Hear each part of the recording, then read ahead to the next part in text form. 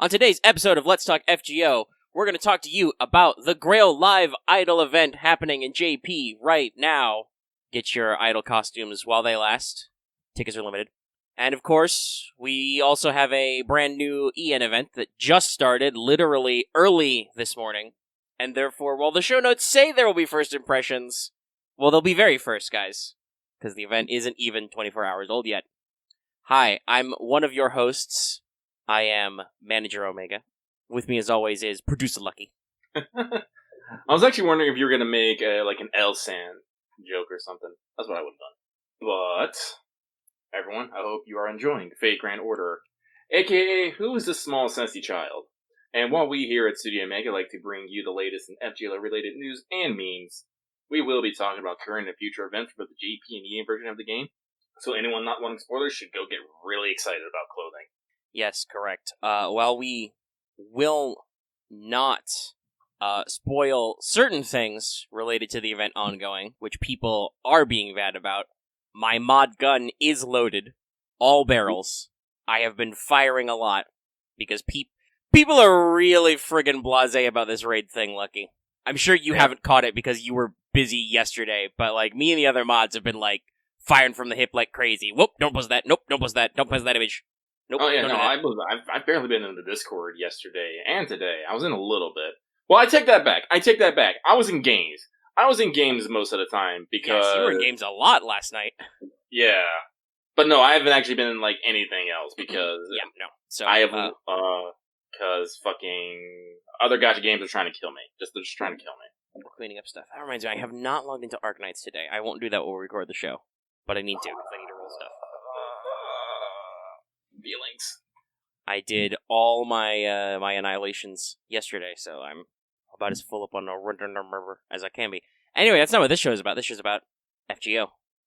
Before we get into it, I would like to remind everybody, this episode is brought to you by our patrons like Adida Harp, Aka Comics, Aka Kazima, Architect 10, Lex G, Carlos, Qua, Ferris, Jeremy Vasquez, Jonathan Sandoval, Kylie Den, Legendary Boss Hunter, Liam Kessler, Region Raptor, Rogue Ramen, Sharvor, Shawnee P, some guy named Bob, Soda Son of Artuver, and 723. If you like what we do want to see more, consider supporting Patreon. You get access to episodes early and lots of other good. It really helps us out. Thank you for your support, everybody. Anyway, sorry if I took some pauses there. You probably won't hear them in the final product, but I have been a little short of breath today. We had a bug guy come by earlier, and that always really fucks up my feng shui. Mm-hmm. With the pesticides. Can I say fuck? Yes. We're 3 minutes in. Yeah. Also, I seem really quiet. Let me push up on my mic a little. Maybe my recording volume is a little low. How's my system volume? Nah, we're 60. Okay. I know, I'm probably just talking quiet. It's a low energy kind of day, was we?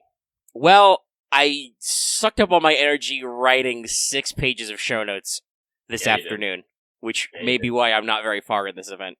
So, here we are. Alright, I will close that tab. I no longer need a list of patrons to read. And I will close another tab soon, because it's time to check out everybody's favorite Kohai, Mash. Senpai! 起きてください. Maybe I should have said everybody's favorite idol, Mash. But that's probably more controversial. Anyway, it's time for Wake the Fuck Up, Senpai. We're going to second for pro tips. So this is a reminder. This is a thing that most people know about, but they may not remember. And I want to advise you to use it before you forget, because it may come in handy. So when you're looking for event bonus filters, you can filter those by just CEs, and also by event servants, so you can look for that way to avoid people who have no CEs or have non-event CEs on their raid-up servants.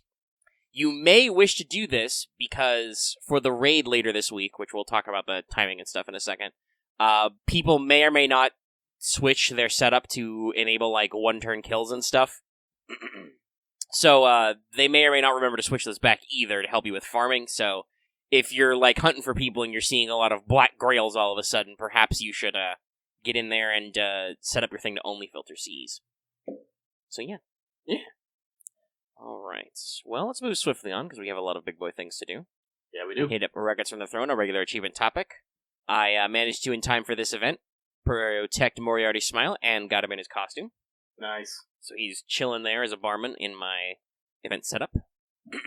And speaking of things in my event setup, so I had 14 tickets saved up, and I spent all of them, and I got basically nothing. I think I got a single copy of the 3-star CE. And I got, one Babbage who is a raid-up 3-star. I'm pretty sure I got some non-raid-up casters in there. Anyway, it was absolutely nonsense. So I did a 10 spin for CEs, and I yelled at it for being worthless, and it gave me 2 White Dunnets and an Estrella. So hey, I did good, I guess.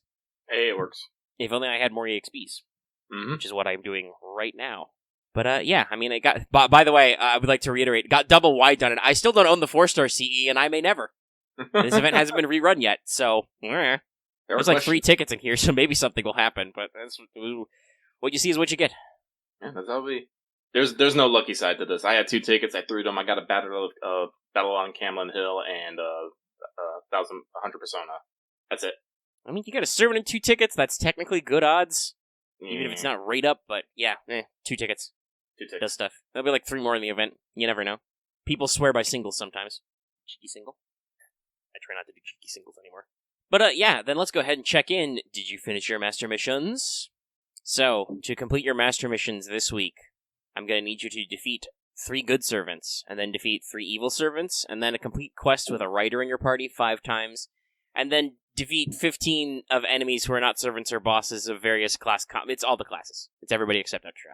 It's Saber, Rider, Archer, Caster, Lesson, Assassin, Berserker. I hope, if you have been listening to our show for a while, and have been playing this game for a while, you recognize those combos. But if you're new, that's almost always the wombo combo there. This isn't even do the event once again, because, the event only starts with, like, a couple days left in the week. Obviously, I think the Rider one is like, ooh, do story quests where you get REINES as a story support. But for the most part, it's just do anything. And I think I've clocked in all of them, except the good and evil servants in just doing my farming for EXPs. So, without even having crossed the 10-minute mark, it's time for some news! Yeah. That's a great sound wave. Anyway, so we have 2 bits of news today, though one of them is very big.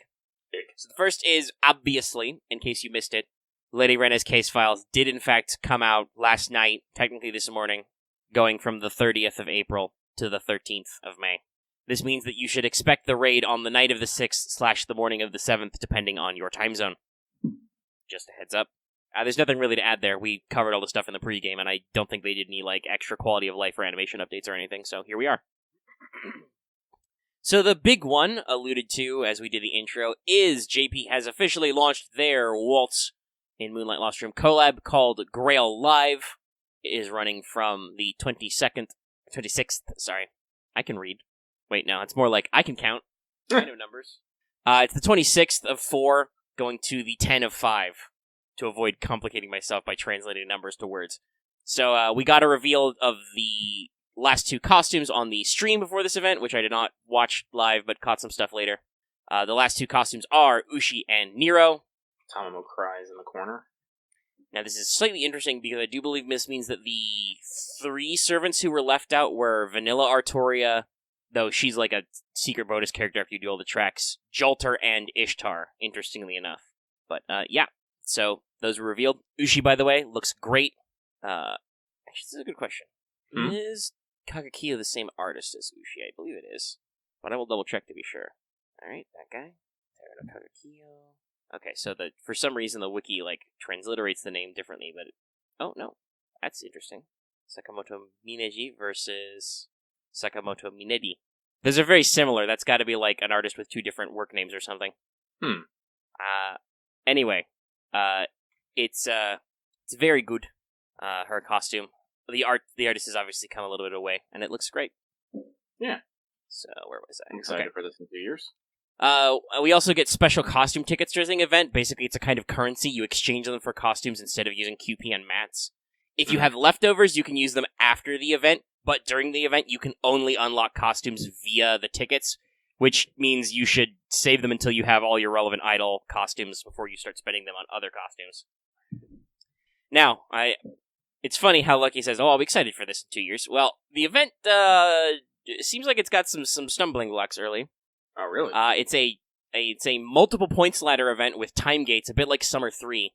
I'm fairly certain because it's not 3 weeks long, it's not that extended, but there are multiple points ladders to cross up, and several people have complained that it is very harshly time gated. They can only do 3 quests and unlock a couple of the free quest nodes on the first night and stuff. So we'll see about that. But luckily, you do seem to get your temporary copy of 4-Star Foreigner Welfare mysterious Idol X altar very early, and you can unlock her permanently as early as Act 3, which I think is after like the first or second time gate. So it's pretty handy. Mm-hmm. We do know that they have they're introducing a special center mechanic. One of the party slots is labeled as the center slot. The servant I ate just before we started. The servant in this slot gets bonuses, and if it's one of the idol servants who have the new costumes, she gives you a special BGM for the fight. That's cool. That is neat. So, that's the mechanic we talked about, was data mined earlier. We also got a big bucket of rank ups, if y'all are complaining about that rank up quests. Well, between the pre-release and now, I believe we've gotten nearly as many rank ups as we would have in a rank up quest anyway, so you can be enthused/disappointed by something new now. Mm-hmm. So, number 1, Mysterious Heroine X Alter got a buff to her NP. It increases her damage multiplier and gives her a 50% damage up versus good enemies for the turn. Excellent. Because she's a villain. I do believe people have been discussing that since Quick is the highest damage multiplier, this may mean that now, if fully kitted out and upgraded, she will outpace Vanilla Skahak in terms of like raw damage numbers. Oof. Which is saying something. Yes. Nidocris's Egyptian Magecraft has been upgraded. It now heals the whole party, not just herself, and gives her a 10 to 20% arts up for 3 turns. That's good. Previously, that was just a self-heal and increased her instant death chance. It seems like, especially once we talk about the third skill on this list, it's the second one that involves a death percentage. It seems like the Lightworks, much like realizing that card resistance down is good, realized that skills that only do instant death chance up are bad because the boss that you really want to instant kill, it never works on, so you need to do something else with that. Speaking of which, so Hassan of the Serenity has her skill, which normally increases her debuff success rate and death percentage up. It now gives her 20 to 30% arts for 3 turns, and she inflicts 1k poison damage for 3 turns when using arts cards for those 3 turns. Ooh. So now she has even more ways to apply poison, and she does strong arts stuff. Excuse me. So, that's cool. And finally, we have probably the weirdest one. Maeve got another rank up. I do believe this means that while she has not had the same thing ranked up twice, unlike Emiya, she is now the first servant to have all 4 possible rank up slots filled. Each of her skills has been buffed, and her NP has been buffed. I don't know if she has 4 rank up quests. I think one of those was an interlude, but yeah. Yeah, one's an interlude. The one that upgrades her charm into the honey one. That's an interlude. Who else has all 4? I don't remember them. Do they matter? Are they important? MHX has had also her NP? Damn. I own an MHX too, but also her skills were super niche, so I can see not remembering that. Okay, so still, that you can see the clear favoritism here, right? MHX, Maeve. Oh, okay. That's why I don't remember. It hasn't happened yet for me. It's in the future past. Anyway, Maeve's golden rule skill has been upgraded now. Not only gives her the same heal per turn and charge per turn stuff, it now offers all male allies and all fairy trait allies 20 to 30% battery. At least according to the wiki, no servant has the fairy trait yet, so, By the way, I'm not entirely sure that should be true. That may just be that they haven't implemented the trait yet, because there are possibly actual servants we already have who maybe should count. Wouldn't Fion count? Fion might. There are also a couple of, there are probably a couple of people who are linked to nature spirits. Consort Yu should count for sure. I mean, it's not the exact thing, but hecking, Mothman does literally just call her a fairy. Well, yeah, because she's a high-ranking elemental. Yeah. So that is what it is. Fairy and elemental are somewhat interchangeable translations of the same word. The phrase usually used in Japanese is yosei, which is like mischievous spirit. Mm-hmm.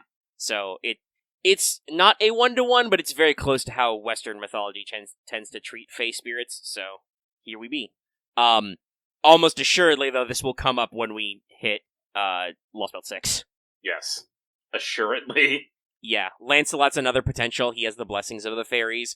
He's already male, so that may be why they don't have the tag. Not that I think you can double up, but it may be that they don't they haven't bothered coding the tag in for those characters who are male who would already have it. But yeah, I guess it's interesting.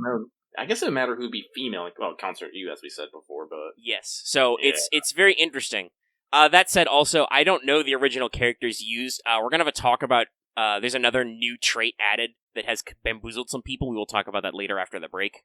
But yeah, no, it's very interesting. Very. We're getting close.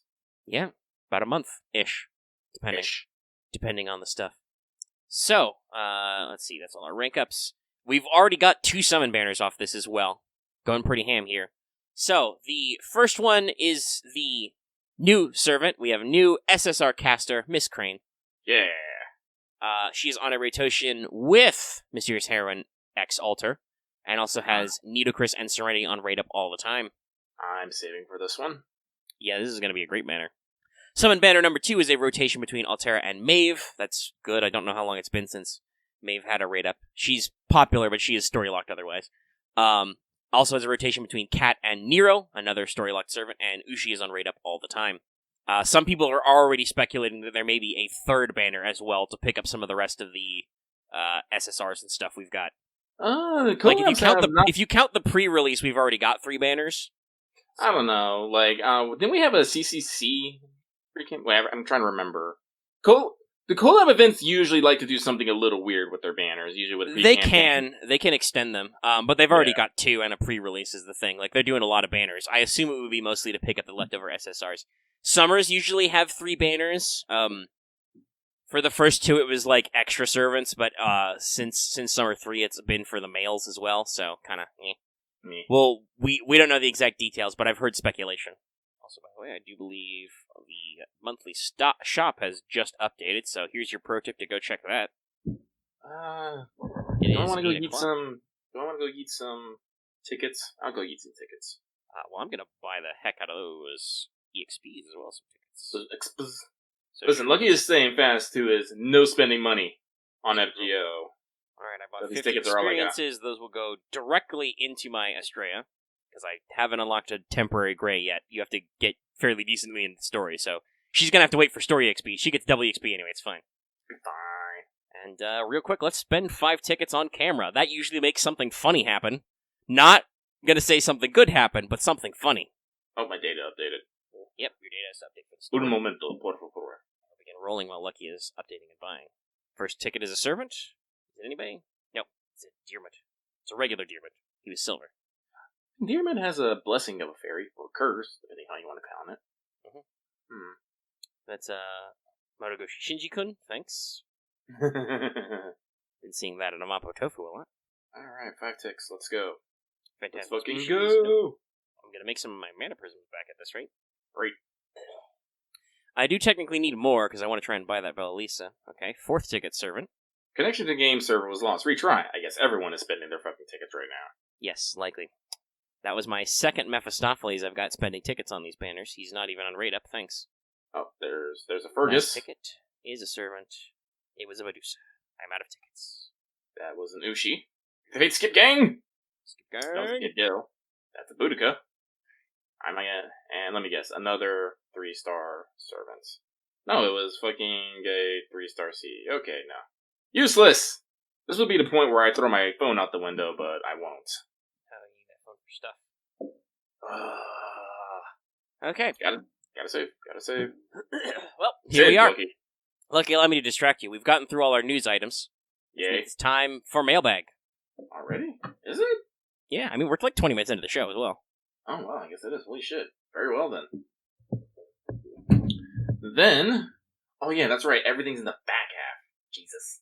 Hey, I mean, I tried to stretch out that front bit of news. The new event looks very cool, but I know everybody wants to hear about the new servants, so that's in the backside. That's on the B side, guys. You got to turn the tape over. All right. Well, I just realized I was looking at the wrong post. Good job, Lucky. I did that earlier also. I was like, holy shit, did we really only get 8 questions? No. We didn't. It's only like 21, I think, but no, it wasn't that small. No. Alright, now I have the proper one open. Good job, pat yourself on the back here, Lucky. And let's get right into it. So everyone, it is time for Let's Talk FGO Mailbag, the segment where we, meaning me, read you guys's, meaning all of you out there, submissions. Now, I guess we've talked about, there is a back half here. Let's see here. We got Servant Deeds. We got Teach Me Omega Sensei. Fin Yeah. Servant Friday's not written in this document because I've gotten written somewhere else, but it's theoretically there if we want to do it. There, and so you didn't get your 4 stars. So Omega's going to be talking a lot, and I'll probably just be off playing Final Fantasy XIV, nodding occasionally. Oh, I'll suck you in. I've got some interesting, juicy topics to talk about in True Magics. Oh no, how dare. So, with that though, we're only going to be doing this for 1 hour. I think I did believe I called that earlier, so that's probably why we only have 23. But we shall endeavor to get through them all regardless. So, with that out of the way, the timer begins. Meow. And we start with REINES time is nearly upon us. They say, question, Lucky, can I rub your feet for good luck on rolling REINES? The answer is no. What you can do, though, is watch Wanted, which released last night during maintenance. Listen, Lucky needs all the luck he can get right now. For real. Really, really, really real. But, moving on. Thank you very much. The next one comes from Head Empty, No Thoughts, Suna. Big mood. Big mood, my dude. They say, hey guys, hope the week has been good. That's all I got this week. Bye! P.S. One thought. A long fall. Well, I wish I had some sort of twinning gift, so I could just post that. Those gifts definitely exist, but I don't know if we got any handy. No, not handy. Thoughts for later. Let's keep going. This next one comes from Moon is currently feeding Gray homemade cookies and protecting this cute cinnamon bun. I just read her backstory and I want to slaughter her plan now. Yeah, no. Yeah. That's fair. That's fair. You do you, girl. They say, hello, Lucky and Omega. I hope you both had an amazing day. I've been on a drawing spree for the past few days. I'm filling 7 pages in a row with short comics, so I wonder if you guys have ever done this with a hobby or work. That's all, and take care. I'm assuming if you're talking about we have gone buck wild on one of our hobbies or interests, I'm assuming. That sounds like the context. Yep. Have I ever drawn 7 pages in a row? No. I mean, have I ever gone absolutely apeshit on a project? Yes. Yeah. Actually, I would like to say, Omega, you probably go apeshit fairly often. Like, once you get the niggle to write, specifically with tabletop, you are fucking gone. Yes. And you cannot be stopped. If I have the words in me, it will bother me. I'll just pace back and forth in my room, and I will sit down and write. Like, some people have questioned me on stuff when I've, like, sat out and done things and not, like, you know, gone off to go do stuff like eat or go to bed. No. When I'm working on a topic, whether that's a conversation or a writing, I will just go. That's how I got through college. Because I would procrastinate until I had to work on the project, and then once I had the project in my mind, it was like, okay, go. No, stop. Only work now. And then Lucky I get bored and I die a little bit. You die a little bit. Lucky specifically can't necessarily think of anything in particular, but he does have the ability to go absolute apeshit. It's just over the weirdest things. I will always hearken to the Apocrypha raids the first time, in which Lucky literally demolished them overnight. It was legendary. And occasionally I'll get little bursts of energy and power through things at high speed, but it's not often. It's definitely not as often as Omega. I actually have to, like, force myself into a work mode most of the time. But that is that. So thank you very much. We move on. This next one comes from me and Umu versus the world. A powerful combo. They say, hiya guys, thanks for answering my question 2 weeks ago. No questions for me this week, but why do I have a sneaking suspicion that Fate as a whole is one big butterfly flick? Anyway, stay safe and keep it up. Who knows? Maybe it's like something like, actions have consequences. Heck, who knows? I don't. Not sure what you about. Now, so can I get you in the same room with fucking Kojima and Yoko Taro and just see what fucking happens? Yeah, just get Emil Head Mushroom and Hideo Kojima. Starring Hideo Kojima, directed by Hideo Kojima. Hideo Kojima astral projects and takes over the body of Norman Reedus, dressed in sponsored gear by Monster Energy to show up. It's his new teleconferencing method. Alright. So, we will move on from there. Hey, Bon Moriarty. Thank you very much. This next one comes from Seeker of Casino King Bun Bun, who says, sending more well wishes. Glad to see both of you can stream again. Well, there's the ability at least. Yeah. But thank you very much. This next one comes from Man Off the Moon. They say, question. A very dandy Moriarty mixes you a cocktail, but which one is it? Have a nice new month. Soon. It is, as the kids say, gonna be May. Mm-hmm. The only time you can say it.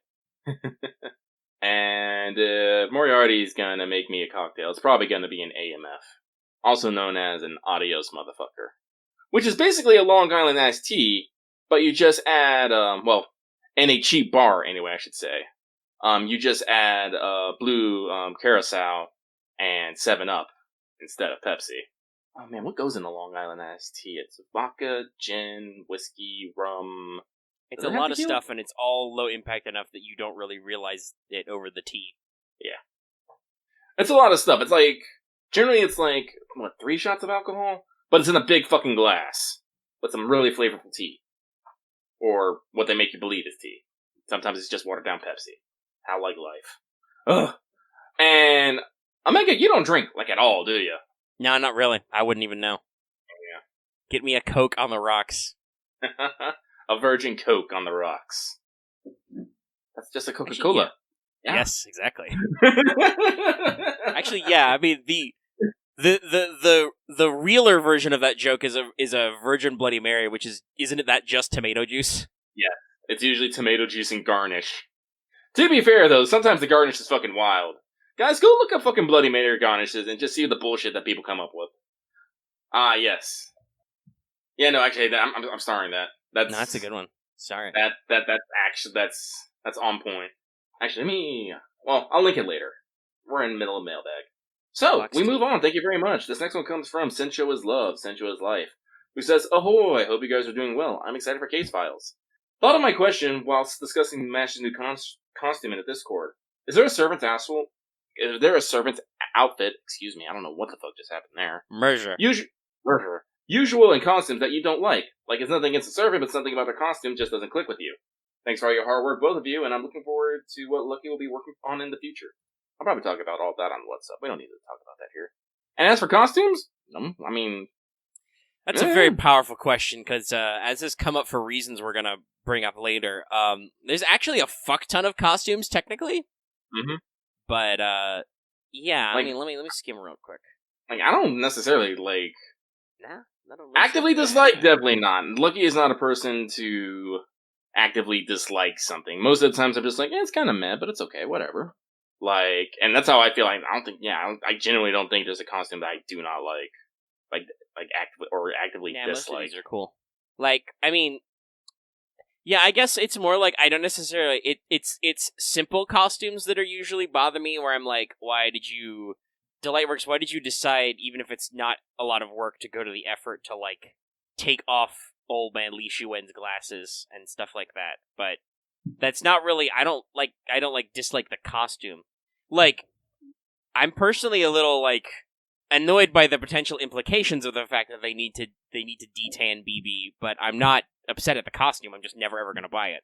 That's also partially because she said she wants to detan, and I'm like, haha, no, you suck like this. Sucks to be you. You should learn the consequences of your actions.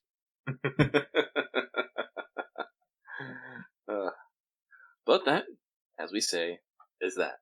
And we move on. Thank you very much. We now move on to the King of Apples, who likes when break week and work like up. I'm going to try and parse that again. King of Apple, who likes when break week and work like up. I assume you meant to type line there. The K is close to the N, but... They say, question, what lore referenced by servants would you like to see added into the game? For example, I've always wanted to see the rest of Yorumitsu's Big Four, whose weapons Raiko uses and her NP. Well, you get 2 of them. Yep. And the other 2, we know dick about. Yeah, I've brought this up before. People are like, but the Big Four, though, and I've tried to look up those characters. There's just so little description of them. I think in the original text, they're just those guys with Minamoto no Raiko. So. Lore. Well, if we're talking nonsense. Go ahead. I was just, muttering to myself about touches. If we're talking Nanto-verse lore, I do want to get some fucking Amaterasu action eventually. I feel like they will. I mean, excuse me. Tamamo likes to. I don't want to say she doesn't delicately do it. She heavy-handedly steps around the issue every single fucking time. She's like, nope, not talking about this. She covers her poofs on her ears and runs away screaming la la la la la la la. Mikon. Exactly. Somebody draw that for me, please. Oh man, no. I think the best Tamamo art I've seen recently it was like a 3-panel comic of showing the idols dancing on. The first panel was the idols dancing on screen. Second panel is fucking Tamamo just laying on the ground watching the TV with a fucking rice cracker in her mouth. And the third one is just a close up on her and you just see her dead eyes. It's like, Tamamo, I feel you, girl. I feel you. I'm sorry. I'm sorry. But no, like, Tamamo has a lot of interesting lore and whatnot that I'm guessing, like, for, actual character reasons and maybe potential story reasons, we never really dive into. But I would like to see a reference. I personally, like, I did want to say this. I do appreciate that Tomacat got a costume, because I do love my Tomacat. But I swear, Tamamo gets almost no love in this game. It's so weird. Yeah, I mean, in the context of it being the Waltz collab, yeah, it doesn't make sense to like throw in a surprise Tamamo because you're basically doubling down on one of the actresses you've already got in. Yeah, but then I look at Nero, who already has 2 costumes. Yeah, I mean, honestly, at this point, that's not that big of a deal. There's quite a few of them. We tracked this down. MASH has like 5 costumes technically. Well, yeah, but MASH is always gonna be there. Let's see, 2 Summers, Ortonax, the Idol, and... she will get an Ortonax visor off later. Ah, that's what it is. But, well, I guess we'll turn this question to you, Omega. Any specific lore you can think of that you want in? Specific ones, not right now. I like a lot of these little tidbits and these little calls forward, but that also means I like a lot of them. It's hard to think of them in specifics. Just in general, go back and listen to our back records. I'm sure you'll find lots of me talking about stories and stuff and being like, and this little detail would really be cool if they brought it up again. Mm-hmm. You may actually hear, not necessarily stuff that I won't bring into FGO, but you may hear about some of these little lore connections later when we do Teach Me. Mm-hmm. So, that is that. 3-story costumes for a story lock servant. Yes, that is. Well, it's the same with Maeve. Yeah. She's got 2. All right. At least they both have swimsuit alts. And technically, Tamamo did win that race. Yeah, no, she was the first out. Which is kind of funny, all things considered. Tamamo did get to jump the line. But okay, let's move on.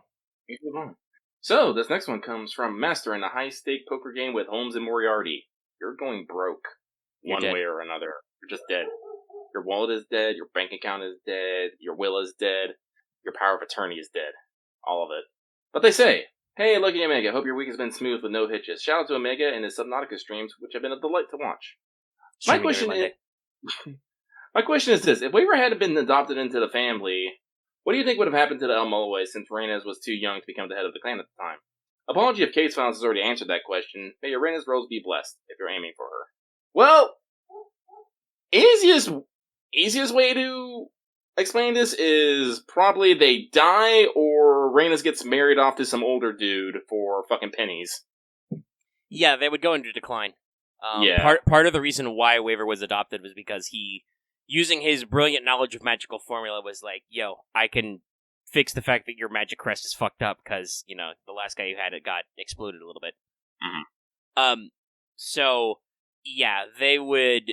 I mean, they probably still could have gotten Waver to do that without adopting him, but still, they would have been a great family that would have gone into decline. They would have had to probably go with maybe one of their secondary lines, which technically REINES already is. She's actually Kenneth's adopted younger sister. By normal family trees, she's actually his niece. Mm-hmm. So they would probably have either had to go farther afield in the family tree to like find acceptable heirs, or they would have just gone into decline while they started rebuilding their magic crest. Yeah, and honestly, I don't think they would have got that long. Mage politic worlds is pretty cutthroat. Yeah, I'm only through the first node, but REINES does comment about how she's faced assassination attempts since she's been a kid. So yeah, if you don't have your family supporting you anymore, protection dries up. So either she, like I said, my through thought is to have to go to another family for protection and approach the deal from the disadvantage, which is never a fucking good thing, ever. Or just that. But Lucky's being pessimistic. Who knows? But that, as they say, is that. And we move on. This next one comes from Dave, Lord and Savior, who says, is there any mechanics you'd like to see in the game? Personally, I've always wished we can adjust the game volume during battle so it's easier to listen to podcasts. Oh, you mean like separate audio mix? Different phones can probably do that already. I guess there is... I don't fuck with it. There is a volume slider in the My Room options, isn't there? Yeah, but Okay. you can't go to the My Room options. When Yeah, you're in the no, middle of battle. I'm wrapping my head around this one. Yeah, I mean, I guess that would be cool. I don't really usually split my listening, but I don't go out very much, so I can understand why some people would need that. So that's... And since you use mechanics and then talk about game volume, I would like to then to say I would like a 1.5 speed. Yeah, I mean, if we're talking about, I think that's more like UI stuff than technically mechanics, but Yeah. There's a couple of small things. I think a 1.5 speed would be good, because double is often pretty fast. Then But 1 is way 1x too is slow. very too slow, yeah.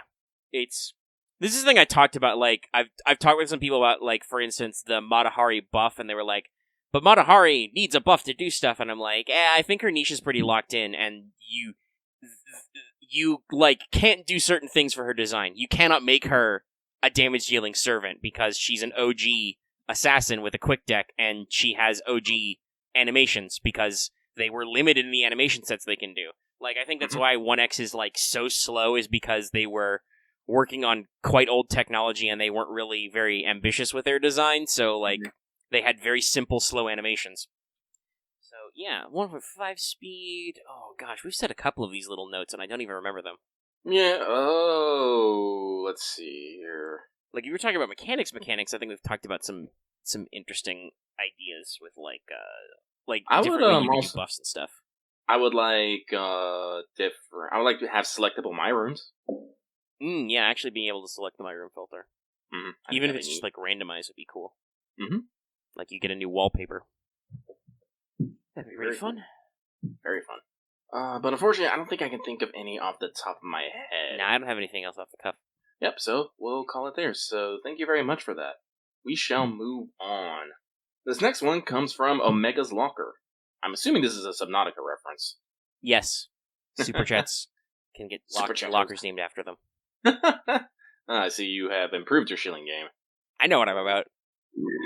Listen, Oh, you can... excuse me.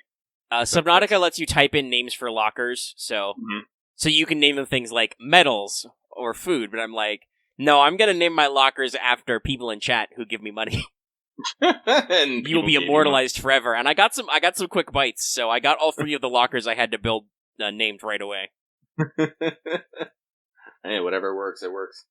But they say, Dear Lucky and Omega, I was wondering which servants exist in lore but not in game that you'd like to see the most added. Apologies if this question has been asked before. Thanks and keep up the good work. P.S. I wish Lucky good fortune on his Arknight rules for Mudrock. If you want to wish me good luck, give me money. That's better luck. It's true. But this guy already gave us money, Lucky. We just That's won't true. see it for a while. Oof. I have some... I actually have some interesting and possibly helpful discussion tips about that on... Yeah, he's right there in Patreon chat. Hold on a minute, I do give you money. Well, that bit's coming soon. Yeah, like... we'll have to see how that bit shakes out. Give me more...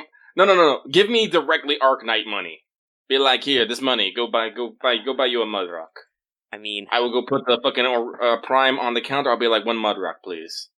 I technically think the way that would do that would be as a super chat if you streamed, but funnily enough, well, that sounds like a complete what's up topic. No, so the question, servants that exist in lore and you want to see. Oh, there's a few. I mean, let me think about some in particular that I really, really want to see. I'm trying to think. I don't even know. Technically, she's not in the lore, but I know she's data mined. Violet, I'm really interested in what they do, because not only does she have, like, an interesting kit, but her character is cool. But I'm a big Medusa stan, so you know what I'm about. I'm also a huge Egypt stan, so I'd really like to see Nefertiti. Finally. I'm Get trying to that Medusa think guy of in there, too. I don't care. who do I want to see in lore? Yeah, just characters who you know have been mentioned and exist, but aren't in the game. Cop-out answer. Give me Tiamat, and give me... Well, no, technically she's in-game, she's just not playable, I suppose. Yeah, technically Tiamat, especially as Femme Fatale and stuff, has, like, skills. She has a complete profile with skills as Beast. That is true, no. Benier's also a powerful one. Yeah. I think they're talking about, like, characters like Roland, where, like, you've seen this guy's sprite, but you can't summon him yet. For some reason. When was Astolfo's interlude, by the way? Does anybody know when that happened off the top of their head? That's how long Roland has had a design that's in the game. Well, I'll use my second cop-out answer then. Where's my fucking Charlie? Yep. That's a crossover That's like that we know about, but... Yep. He's nowhere to be found. He's in another game. He's been mentioned. They've been mentioning him on the fucking moon! Yeah, they've touched on some stuff. They've touched on some stuff. The animals. But... I believe that's it. Listen, Act. I'm not trying to be rude, and I'm trying to be. Well, actually, no. I'll just let it pass. I don't need to say anything. I mentioned it already, actually. So you just you didn't have your ears cleaned out. So we shall move on. This next one comes from wannabe detective Cyrus21, who says, "Hey guys, just wishing you luck for the case file rolls. May your rolls be blessed, and may you both be forced not to burn your soul's fire too badly." Listen, I'm the only one who burns soul fire. I don't think Omega ever burns a soul fire. Well, I spent as much money as I could at the time, like 3 years ago, on Summer Mordred. That is true. I would have definitely spent more if I wasn't really fucking broke that long ago. I have not since then gone, like, to the wire, but that's because I have lots of things I want to buy, and I'm usually that, like, my spending anxiety gets the better of me rather than my anxiety about not getting things, so I start to freak out about spending too much money before then. But I don't know. Listen, Space Ishtar's coming up this year. We'll see. We will see. We'll see how much to my limits I'm pushed. Mm-hmm. Oh, and they just end with a later. Bye. We move on. This next one comes from the guy who had 1 5-star, a Reshigal, until the waiver banner. Well, hey. Now you have 2. You can have. I have 2. Congrats. You doubled your SSRs. They say, "Hello, Lucky and Omega. Hope that you guys are well. Be okay. The question I have for today is about pseudo-servants. I'm glad that you just said the question I have and then just go question. Sorry, it weirds me out a little bit sometimes. Especially when people start like adding like statements and stuff like that. Yes, like, wow. People get a little weird with it sometimes. Yeah. Just right naturally. Mm-hmm. The human body that the servant is summoned into is supposed to be the one that the servant's compatible with. What happens when the servant disappears? What I mean is that the servants that summon again, do they go to the same body if it's available or a new one? I just want to know what it is the criteria for a suitable vessel. I hope that all goes well in the future for you guys. Well, thank you." I think the answer to that last bit, I want to know what's criteria for super vessel is... Well, from the way I've understood it, it's basically just someone who shares...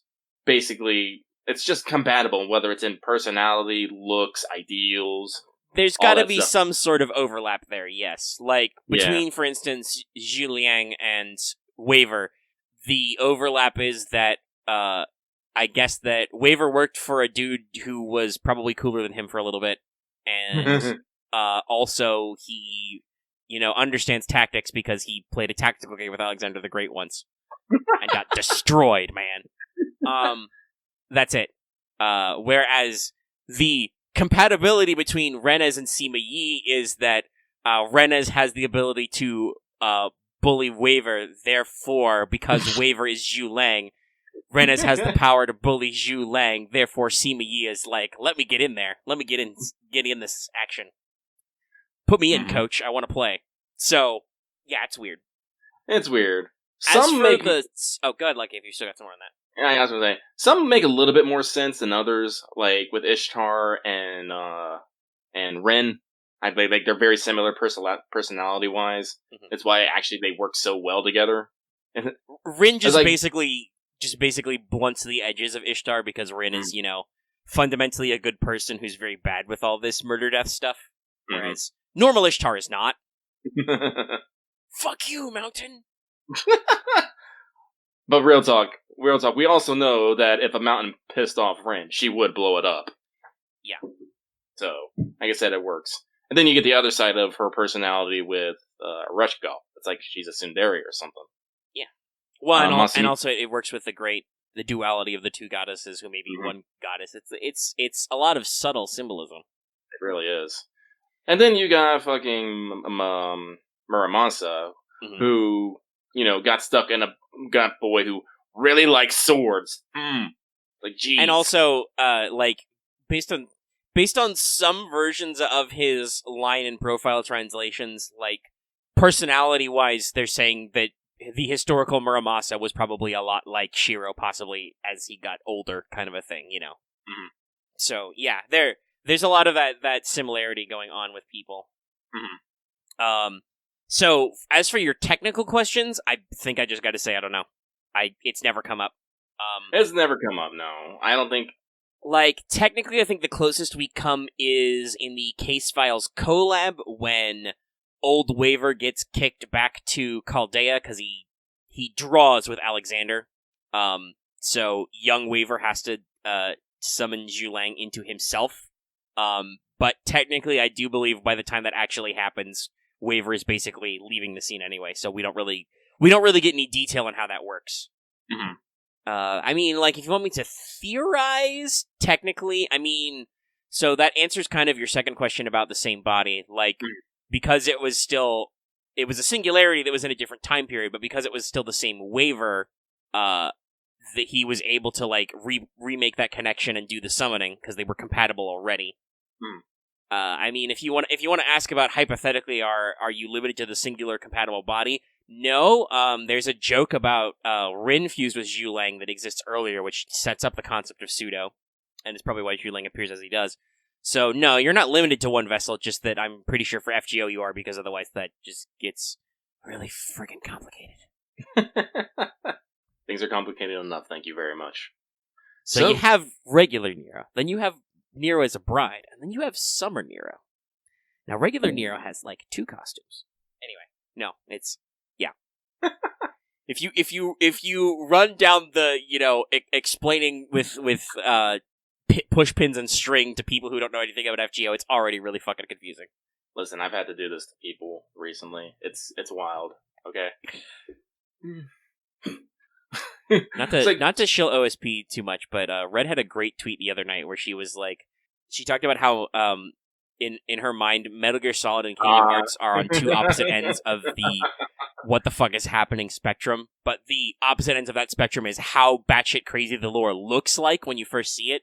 Like, when you first look at Metal Gear Solid, you're just like, this is a tactical espionage game, this is normal. And then fucking Psycho Mantis is like, you play Castlevania. Whereas Kingdom Hearts, you know, starts with Mickey Mouse wielding a key sword and punching demons. Yeah, I saw that tweet. Yeah. Yay. Yeah, I retweeted that. I followed up with just... Because one of her follow-up tweets was, you could literally tell me anything about either of those franchises and I would believe you. And I told her... I tweeted at her the response about Vamp and Metal Gear Solid 4 and how that works with the sunlight gun you can get. So you can get the sunlight gun from Boktai, and if you use it on Vamp, he immediately dies, even though the game has just explained to you that he wasn't actually a vampire, it was nanomachines all along. Metal Gear Solid, everybody. Hope the remake's coming. Anyway, we're going to move on. Thank you. This next one comes from Kilion King, who says, I have a question, but we'll save it for next week when we reach the second half of K-Files. Besides that, all I have to say is it was surprisingly difficult getting Luvia than it was to Sima. Siam? What? I assume Sima, we've just transliterated the M and the A. Yeah. Proofreading, guys! For me, but when I did get Luvia, I got 2 and 1 temples, so it's like just this scales its balance itself out. Proofreading. Do I need to just do I need to put a proofreading? Please proofread your statements. Please proofread your statement. That reminds me of a great, to tangent once again, that reminds me of a great XKCD comic, which was the idea that in order to post a comment on the internet, you should have to have a text-to-speech read it back to you. And listen to how dumb it sounds. Would save us a lot of trouble. Anyway, moving on. Do I want to be cheeky? Yes. Yes. Alright. So the next one comes from Zed. Don't forget alias. It's part of my name. It always has been a part of my name. Just Zed. Comment. I feel like this is... sorry to interrupt you, but I feel like this is in response to a different time where you have not said the alias part already. Mm-hmm. Now we're just being cheeky. Yeah. I'll be a cheeky git sometimes. You say that, Loth, but comment! Sakamoto Ryoma is finally MP5 after I failed to get him to MP5 last year. Thank you, Volks and Double Scotty. I was able to grind enemies much faster with your looping shenanigans. You come into my house, you talk to my... and you tell me that you love that Scotty conspiracy. Who are you? Also, you just said you double Scotty looped an event without any event bonus servants. I guess that technically does make grinding the event mobs faster, but it makes other parts not faster. I've been Very disrespected. I've been disrespected. You've been disrespected a lot lately. Man, Yeah, What's Up's gonna be fun this week. We actually have shit to talk about. You should watch it live. Either after this bit comes out or it's already come out because we've been here for 58 minutes. Me and Omega had a fight. Where was I in this? Ah, yes. And am now ready for case files with my CEs I got from about $140 spent on the event banner. Pretty good for me. Hopefully, as I write this Friday, before the Let's Talk Lucky Omega got what they were rolling for on the bundle. I don't know by the time you read this. Yeah, you know already. Yeah. Sorry, I was doing a check. I was like, wait, are they actually in... No, but we would have already discussed it. Yes. Full line break. Let's see here. Oh, question! Short question this week. With Miss Crane coming out in JP right now, who do you guys would think would be a fun fairy tale character to have as a servant? My personal pick would be Gerda, the main character of Hans Christian Andersen, the Snow Queen, both because I like the story, thanks to OSP. Man, should we just start including a link just to OSP content here, just to watch them? I mean, we got a featured channel banner. If they're not there, I should probably put them in the side of our channel. Yeah. We reference them a lot, and it's actually relevant usually. Mm-hmm. And because we have a character named Gerda in FGO, we can either make a pseudo-servant, or just retroactively make her always be said the other Gerda. Honestly, the more I think about it, I kind of feel like Scotty is just kind of literally a reference to the Ice Queen, the Snow Queen. Probably very loosely. I mean, yeah, very loosely. Not directly, but now that I think about it, I was like, wait a minute. They were probably going for themes. Yeah. They like their little bit of self hints and references. Fairy tale characters. Well, actually, you could probably do something. Fate would probably do something very interesting with Red Riding Hood, just because that is a story that has been through so many iterations and so many morals over the years that it's really quite fascinating. I would also put Alice in Wonderland in that, specifically Cheshire Cat. Mm-hmm. I've also done my own very interesting things with both of those characters, so yes, I agree. Mm-hmm. Cheshire Cat is another one of those. Wow, pop culture is really fascinated by that one, even though Cheshire Cat is really a bit character. It really is. But apparently people love crazy cats. Let's see here. Well, Alice in Wonderland, Red Riding Hood. There's a couple of pretty good broad-ended, classic Japanese folk stories as well. Oh yeah, fucking I'm gonna say this fucking wrong, but we haven't got any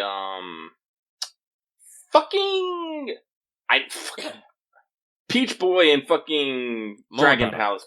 Momotaro, thank you. We haven't got Momotaro, or we haven't got what was it? Ushita? Oh, god damn it. I know it starts with a U and there's a Taro in it, but I can't fucking... Is it just Ujimataro? I shook my head. I don't know. Hang on. Ryuhime would be cool as well. Yeah, but yeah. Princess of the Dragon Palace. The classic Joroguma legend would probably be pretty interesting. Mm-hmm. That's just a typical folktale. Yeah. Otohime, yeah. Funnily enough, I've also... This is just a niche thing because I love Okami, but... the Great Dog Clan in Fuzihime is actually that's actually like a folk tale that is bolted onto a historical novel. So yeah, if you guys didn't know, that didn't just make that up. No, actually, honestly, most things they didn't in Okami didn't make it up. They just might have adapted it to the story. Yeah, which was great. I think the only thing that's outright weird is Space Whale of Darkness Yami at the end. That's just fuck. We need a final boss. What is it? Darkness. Why is he a space whale? Because we're Cloverworks and we're soon going to be Platinum Games, and we say fuck you. Hideki Kamiya, you are a mad lad. Oh, let's see here. So we got some. And we've already. I don't think we need to reiterate, Lucky, that we would love more American folk tales to hit up as well. But yeah, I was about to mention that because we got some of the classic European. We got some Japanese. Unfortunately, I don't know much of others. I'm pretty sure there's some Russian folktales that are just outright terrifying. Yeah, I have a particular one I'm fond of about the Snake Princess. Mm-hmm.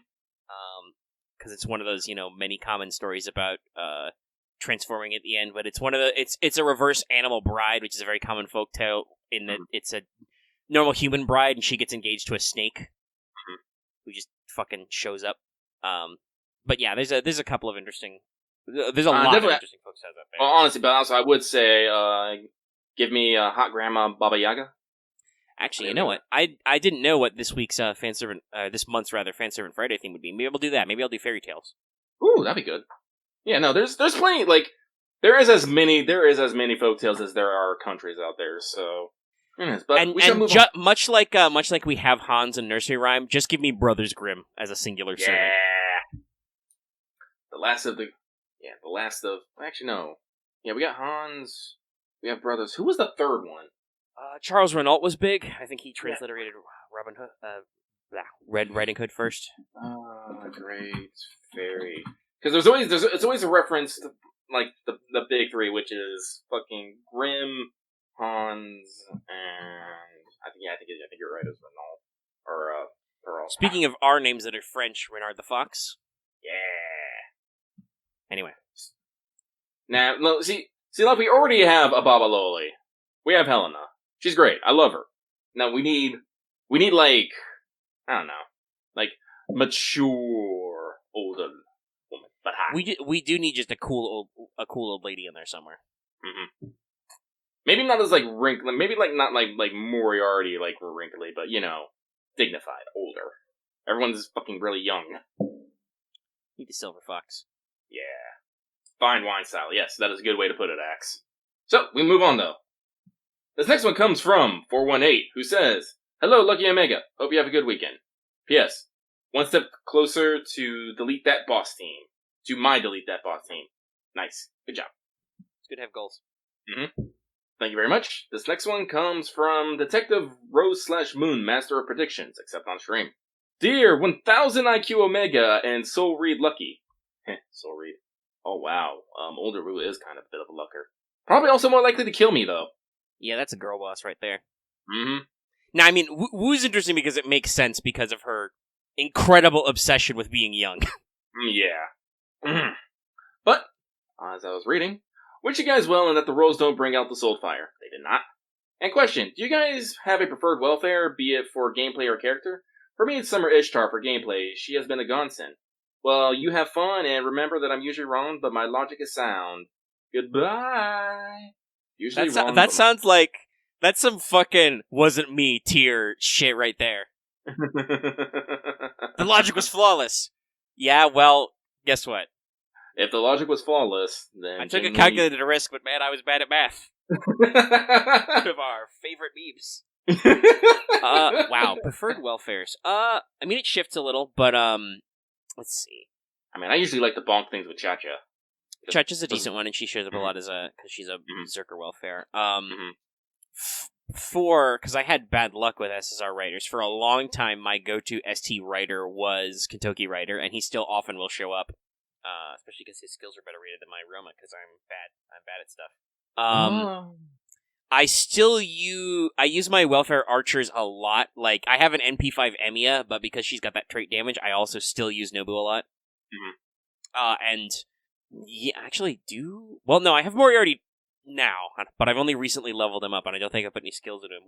What's my single target archer situation like? I still use Chloe a lot because of that art synergy. I used to use Summer Skahak a lot because I didn't have access to those tools, but I've got better stuff now. Lucky, what do you think is your most used welfare? It's probably still Cha-Cha because, like I said, Cha-Cha's pretty strong. I use her in my Ember farming.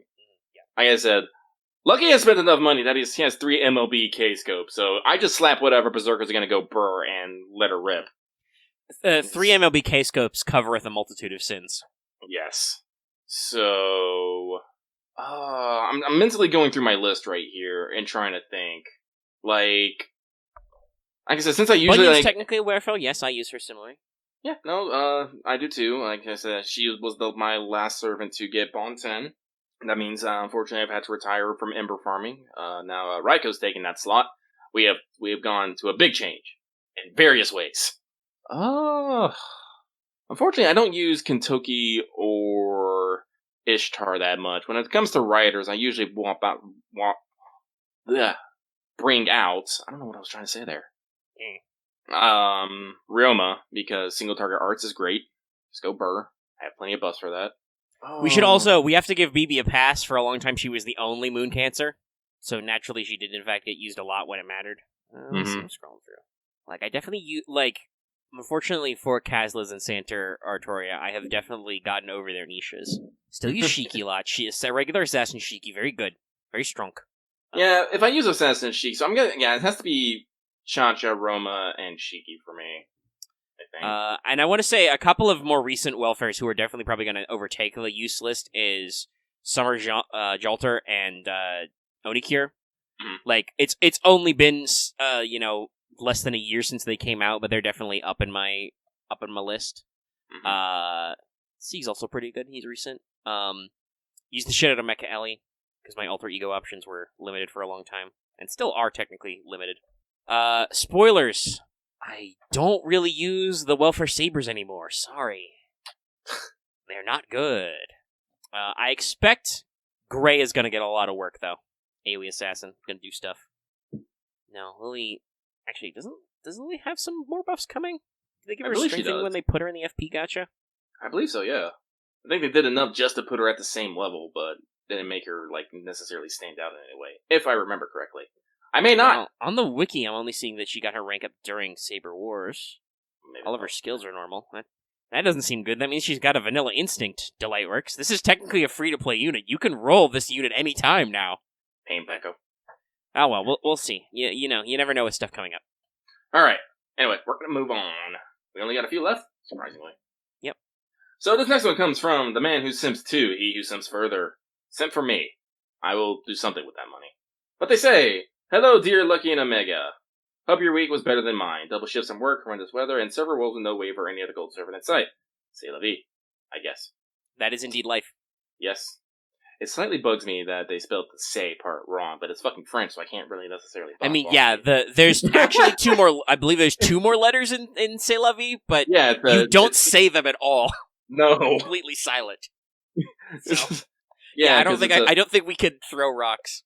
No, but for future reference, C'est la vie, it's CEST for some odd reason. I don't get it. Yeah, you spell it cest, but because the French are too cool to pronounce all the letters, it's pronounced C'est la vie. Yeah, Architect's got it right there. C'est la vie. But the Indian with arrivederci. Those aren't even the same language. No, they're not. Oh, wait, no, I forgot. I skipped a line. Yeah, there's a question. Chance that we get a shield or a servant that's not matched. If so, who would you like? Arrivederci. There we go. I don't know. I don't think realist talk, I don't necessarily think shielder is necessarily an in-demand niche. No, they could easily have made more shielders, but the fact that Shielder's one property is that it's damage neutral to everything is probably for the greater metagame not that appealing. Like, obviously you could do some interesting things like similar to how they handled rulers, but it's fun as kind of Mash's special thing. Like, even if they came up with another shielder, even if they came up with an SSR shielder, there wasn't just, we finally gave Mash her 5th star and let her go to NP5 Bond 10. Sorry, there was a pointed look to the fake camera there. But other than that, like, it wouldn't be worth it because you'd have to pay points for them. Yeah. One of Mash's big things is that she's free. You can always pack her into a team comp. And once I hope to gosh in Lost Belt 6, finally they fix her new NP. Please. Old Camelot is in fact a straight downgrade. Yeah, she'll have a lot of merit to her. When you use her in event content, when you can use her old skill set, she's great. As for the second part of that, I do have one in mind. It's actually probably the easiest choice. But Ajax the Greater. Yep. From the Trojan War. That's the one. That's the one. Roias. That's, what was it? Was it 7 layers of banded cow leather or something? Yeah, it's a 7-layer shield. Yeah. Big Shrunken Seal took no fucking damage, and then kind of lost his fucking shit at the end. Not to be confused with Ajax the Lesser. That guy's a dick. Yeah, that's why he's called Ajax the Greater. Ajax the Lesser is an asshole. I said we could talk about him more, but go... Actually, I don't think OSP has anything directly on... I know they did the Trojan War, but did he go into Ajax the Greater at all? They do probably mention him because I do believe there's at least one interlude in the Iliad, though those videos will be quite old, where he just, goes ham. Yeah. The Iliad's actually pretty rad, guys, and you should check it out sometime if you haven't. It's full of, weird tangents. The reason why Red always draws Odysseus as Snake is because in the Iliad, they literally insert a verse where he just sneaks around and looks at the enemy camp for no goddamn reason that makes no sense and is clearly a later edition. Alright, but go check out Ajax the Greater. He's actually pretty interesting, if somewhat minor. So, we move on. This next one comes from my alias is an anagram of several complex languages intertwining, creating complex sound and phonetics, culminating in the word that you're about to witness. Steve. Just Steve. Hi, Steve. Hi. Hey, Lucky Omega. Hope your week's been fluffier than mine. Lucky has not been fluffy. I need some fluffing. Holy shit, I need some fluffing. Ugh. My question is for you is, if you received a generous amount of SQ to MP5 just one servant, who would that be? Waifu or gameplay? Anything goes. Personally, I'd like to go with Gilgamesh or Vitra. Seriously though, true world-ending dragon waifu needs more attention and love. Have you seen her tail? Thanks for your lovely content and providing me with my dose of sunshine every week. Cheers. I mean, I do think Vitra gets enough love. We actually didn't talk about this because I didn't write a note for it, but there was somebody, apparently they've done some calculated standings of app earnings, and FGO has been in a slight downtrend. Looks about maybe half-ish as much spending as periods pre-lockdown. Mm-hmm. But the period of December when Vitra came out and when Heiankyo came out was pretty big, so, Yeah, it's alright. Right now, immediately, I'd probably pick Kama. Just get her up to MP5. That's good for both gameplay and waifu reasons. Best of both worlds. Boom. Post me Kama of Judgment in chat, please. While you guys are dancing like puppets on lucky strings. See, they did it anyway. Even after I mocked them. Oh, how I mocked them. Anyway, wait a minute. No, I would have, right now? If you were gonna say, here's your preloaded card, you can only spend this to NP5 one servant. Here's your unlimited executive black Saint Quartz card. I would be Space Ishtar, because I don't have her yet. But overall, I would probably go for, I don't know, I guess Ishtar just sounds like the one. I already have NP2 Aresh, so I did not yet get another NP on my Ishtar, so I'd love to balance that out and put her to 5. Still a taste though, sir. Anyway. Mm-hmm. And that, as we say, is that. We move to our final one. Surprisingly, we made it to the last one. Actually, Lucky, are you sure about that? I feel like there were a couple you didn't hit. Maybe I missed them. There were some. Well, let me do a quick check here. No, I think I hit them all. Did we answer this question about enemies you don't like to fight? No. Wait, hang on, let me see here. Because I have 23. Yes. See, that's 1, 2, 3, 4, 5, 6, 7, 8, 9. Okay, that's fucking weird. It says I have 23 comments, but I only have a list of 22. The fuck, YouTube? Weird. Did somebody take that question back? I don't think so. Anyway, let me go on with this one. This was apparently not the last one. This one comes from Drektar77, who says, with Miss Crane added in JP, shaking up the meadow for zero-brain dumb sheep Scotty loops, and any other, are there any Mystic Code skills / effects that you wanted to be implemented into Servant Kit, like how Miss Crane has Plug Suit and Bunny Toria having Card Shuffle? It could be any MC event or not, if not any unique mechanics you want to see that would shake up how we play the game. Thanks. I might have said that wrong, but I don't feel fussed enough to go back. Do we have a Mystic Code that gives a skill, reduces skill cooldown? Yeah. We do? Okay. There are also several servant skill, there's at least one servant skill and one NP that reduces skill cooldown. Well, I know that's right, Maid Alter does it, and Tama. Yeah, Tama's I'm looking through the Mystic Codes right now. Most of them aren't unique, and we've already hit the couple of the shuffle and the thing. I think, Atlas's unique thing is that it has the Eyes of Medjay, reduces the skill cooldown by 2. I don't know if we have any skills that do 2 on yet. That could be interesting. Now they got buff. Well, I never used Atlas Academy. That's why I probably didn't remember. No, I use Atlas very sparingly. It's mostly for CQ type stuff because of the invul and the debuff clear. Let's see. No, most of it's pretty normal or wombo combos of stuff that already exists. Yeah, no, I don't actually think there are any that are unique left. Servants should have all of this stuff. Like, there may be servants who don't have these unique combos of, like, doing, like, say, like, Chaldea Pathfinder has a 10% battery and it removes one ally's ailment debuffs. Or, has, combines, like, quick up and NP damage up and stuff. But, no, most of them are in there. I actually want the reverse. To completely hijack this question, I really want a Mystic Code that gives you, BB's Faceless Moon card lock ability. And it wouldn't obsolete Summer BB because you know that it's an MC. You know the skill cooldown would be like 10 or something. But yeah, I'm scrolling. I'm still not. Yeah, sure hits, Pierce, HP. Yeah, I'm looking at the list. I don't see any. There's still plenty of unique skills I think open ended to be done though. Lucky, do you have any thoughts in your furious scrolling? No, I'm just trying to figure out where this missing question is. I mean, like I can literally screen cap the one. Yeah, screen cap it. It's short. I'll pull up the two there's actually two that I don't think we read. You can verify if they exist or not. Furious scrolling! So these are the two questions that I see. No, wait, no, they're both there. And did I... What? Okay, I found them. They are here, but... How did I guess I'm just blind. Fucking blind. You might have just scrolled past them. They are tagging, I believe they would be, like, in the middle of the scroll. Alright, well, we got them. We got them. We found them, Chief. Mission accomplished.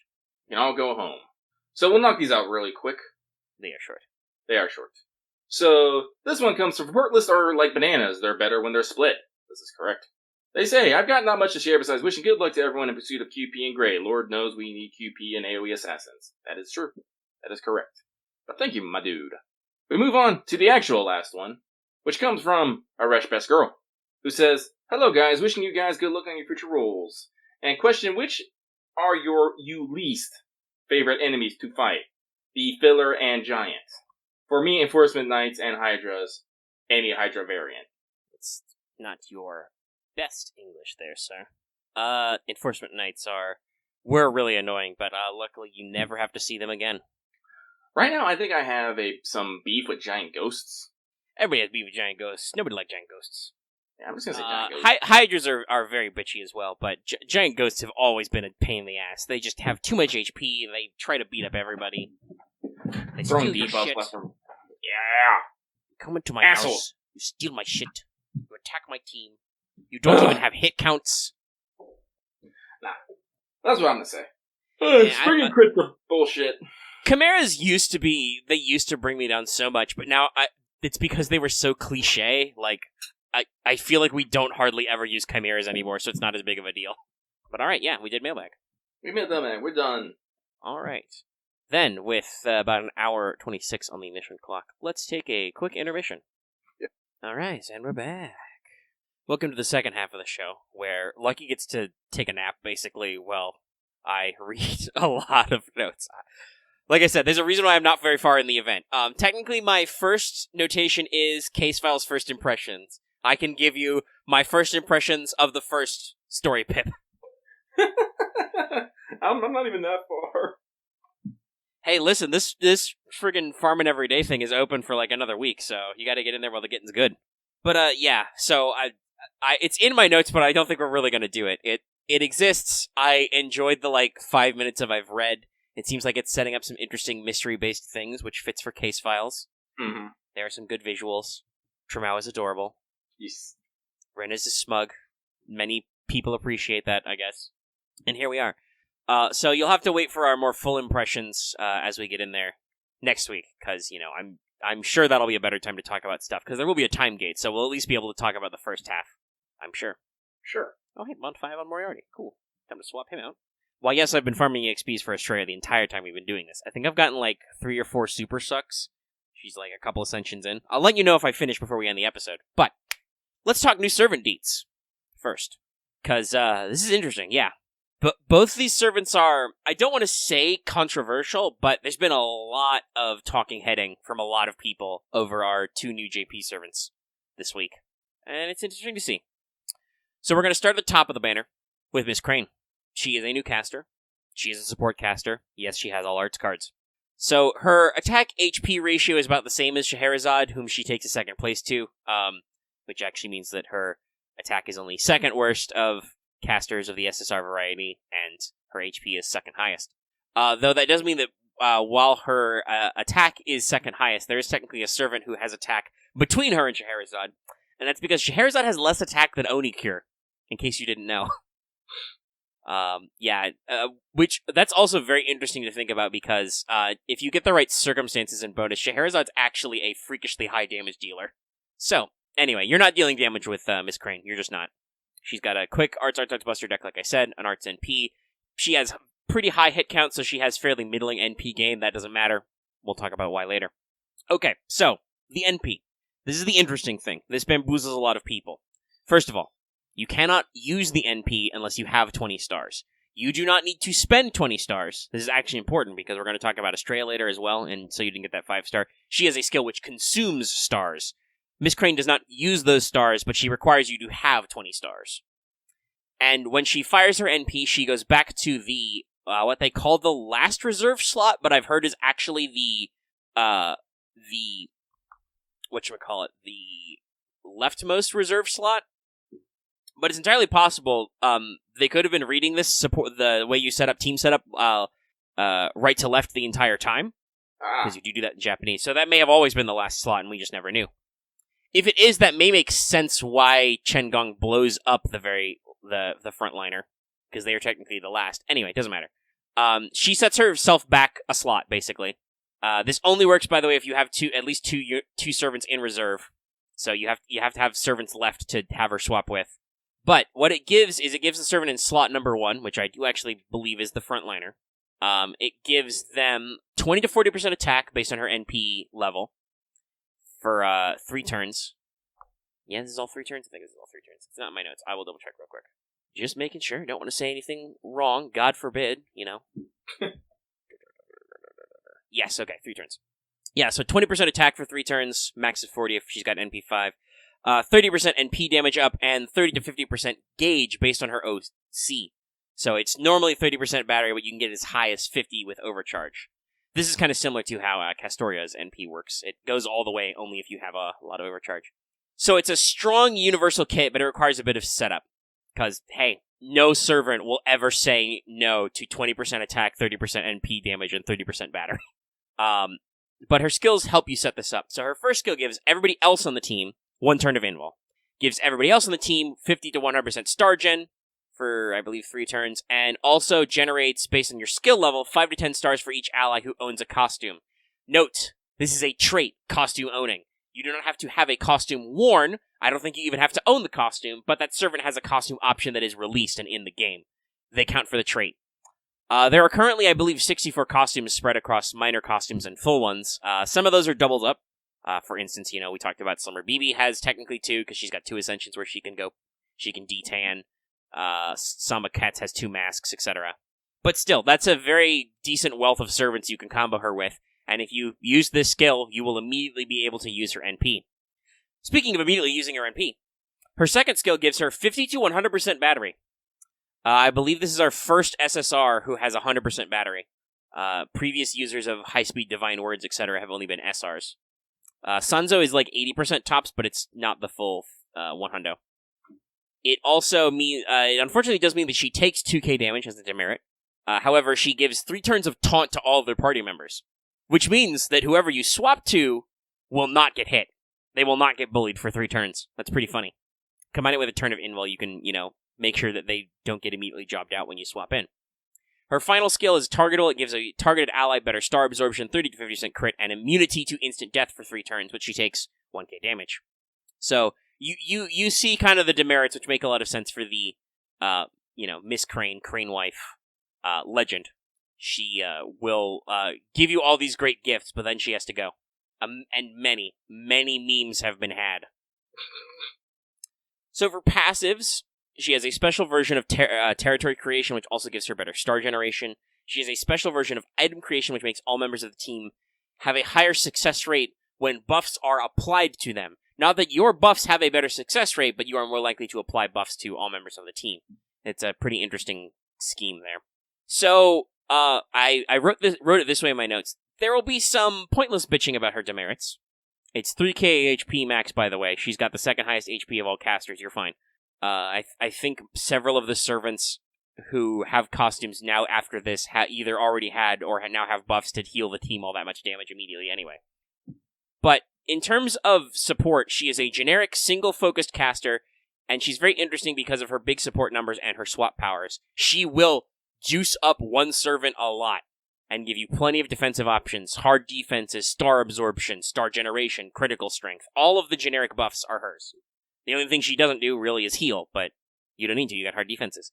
And, allegedly, you can in fact use her powers to perform the legendary Buster Loop with self-charging Artorias. You can actually get her to give enough juice to an Artoria so that when she uses the recharge gain on her NP and the overkill, you can bring her back in and have Artoria fire another NP. It's very complex and I don't understand the math, but, it's very interesting in terms of the output.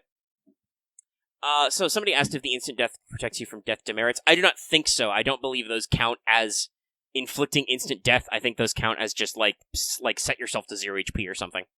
If somebody has Miss Crane and can test, that would also be very interesting. But I believe that the way that Chen Gong and Arash work is worded to not work that way. Anyway, Miss Crane is a tall, simp lady. I don't want to listen to the haters. I stan. By the way, if you didn't realize it yet, because you may have only seen her first ascension, yes, Miss Crane is Tall Hat Lady from the banner. She has a lovely set of very interesting designs, starting with several more traditional magical looks, going to a more traditional kimono look, but constantly playing the Crane color scheme of white, red, and black. It's great. Love it. Mm-hmm. And then her first two ascensions, she's a redhead. But I want to shout out a couple of things. One, like I said, yes, she is absolutely a simp. She loves idols. You see her in the trailer. She's very excited about clothes. She's great. Big energy. Mm-hmm. But the other thing... Oh, was that Lucky? I was about to say great expression sheet. Yes, great expression sheet. But speaking of which, she is drawn by one of Delightworks' own artists, Shaka P. This is his first servant design, but you may remember him from such CEs as Chaldea Lifesavers, the Summer Nightingale CE, Foxy Lady, the Summer Osaka Hime CE, Dive to Blue, Heavenly Demonic Princess, the Summer Suzuka CE, Clothing for the Oni, and a couple of the CEs that will come out in Summer 5 that just came out in JP. So, he's that guy. So, big shout out to him for finally getting a playable unit in the game. Did some real good works with the CEs as well. And like we said, her expression sheet and stuff is great. And yes, a lot of people have joked that her final ascension looks like a Dojin cover. That's probably intentional at this point. So, yeah, like I said, I am certain there will be some people who kvetch and moan because her doing her thing actually requires setup and requires you to think about your team comp. But let me phrase it to you this way, guys. It's not any different than the thinking you already have to do. To make Dual Scotty system work, you have to pick carefully selected servants who are compatible with the loop. Miss Crane is the same way. You have to pick your support setup to play to her strengths, otherwise it's pointless. So, yeah, I'm very positive on Miss Crane, and I think they did very interesting things with her, and I'm going to roll on this banner. Yep, same. Now, Mysterious Idol X Alter should probably not be debated. She is exactly what you want from a foreigner welfare. You can quote me on that, put it on a box, put it on a sticker. So, in terms of attack and HP comparisons, we only have one, and it's very on point. So, her attack is decently below MHXX, but her HP is decently higher than MHXX. Funny how that works out, being the only two 4-star foreigners. By the way, yes, all foreigners except for Mysterious Idol X Alter are limited, and the only other 4-star is XX. You thought like alter egos and moon cancers and shit were a premium class. Well, anyway, she has a quick arts buster deck. She's got quite high hit counts though, and NP gain to compensate. I think she's got like a 4-hit arts cards and 3-hit quick cards, 5-hit extra. Her animations are also pretty sick. That's actually a joke in her profile. So canonically, Idol X Alter is from the OVA between the first season and the second season. So her animation budget is a lot higher. I mean, I've seen her animation. They're pretty fucking sick. Yeah, no, it's good. I love the rhythm game extra attack. I really do. So, her first skill is a 20 to 30% 3 turns, 3 hits, Buster and Quick buff, and an evade. Now, technically, this is not as strong as if it were straight 3 turns. A couple of people have brought this up.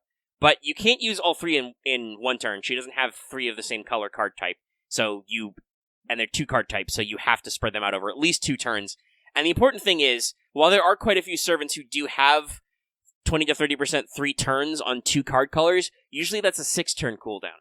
For Mixa, it's a 5-turn cooldown with an evade. That's right, she has a 5-turn evade. Which, by the way, means Berserkers without sure hit will never hit her with NP. Which is presumably the design intended here. So, yeah, it's actually quite useful. And we'll talk about how that combos with some stuff later. But her second skill is also quite interesting. It gives her 50 to 100% crit up for 1 turn. And it gives her 30 to 50% damage, trait damage for 3 turns on a 4-turn cooldown, which is already great. Now, this trait damage is currently translated as mechanical. I haven't seen the original characters. I am almost assuredly that is a overly literal translation that will probably not last, because I have looked at the list of quote-unquote mechanical servants, and it's very bamboozly. So I think artificial is better, because not only does it include obvious construct characters like Kato Danzo, Mecha Liz, Neja, etc., but also BB and the Sakura 5s are all on there, because they're Digital, AIs. huh? Digital. Yeah. So mechanical is probably a not correct translation, but artificial is better. And when you put it in that terms, it's got all the greats on there. Franz count, Zhang Yu counts, etc., etc. Also, this is funny because I do believe we actually brought this up not too long ago. I don't remember if it was on air, if it was like a voice call, or if it was in text. But a lot of people are polex that Lubu counts as mechanical. Yes, Lubu is a robot, in case you forgot, or never played extra. Yeah. But yes, no, Lubu is a robot. That's canon. It's been canon for a long time. Most people just didn't notice because, as with most launch servants, they have not necessarily handled Lubu's story very well in FGO. But yeah, he counts. So this is pretty good. She's got a trait damage. It actually affects a decent chunk of servants, several of whom are berserkers. So that's cool. Wait, is Zhang Yu and Mothman in that list? Mothman is not. I'm pretty sure, because he's like an immortal. His body is, after all, after he creates his perfect, cool Elemental Man body. Yeah, no, but Zhang Yu is, yes, he counts as mechanical. Okay. Kato Danzo counts, Neja counts. Like I said, BB, Summer BB, all the other alter ego girls count. Both friends count. It's more than you'd think. They were not stingy with this trait. Also, assume that for mobs it counts for all the obviously mechanical ones, like Automata, Helter Skelters, etc. Mm-hmm. I can actually pull up the full list if people are curious at home. Because, like I said, it's bigger than you might think.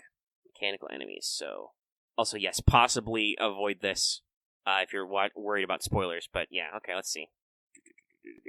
Yeah, BB. All the Automatas count. Mecha Ellies. Mecha Nobus. Both Melts count. Neja. Charles Babbage, obviously. Giant robot suit. Fran. Galatea, again. Mechanical, probably not quite the right word, but yes, certainly construct. Kato Danzo, Lubu. Oh, the Okyu Jochu, the Okyu maids count. That makes sense, yeah. The more the merrier guys, those fucking tankmen from Lost Belt 3 do count. Sakura enemies do count as well. Oh, that's probably where they showed up then.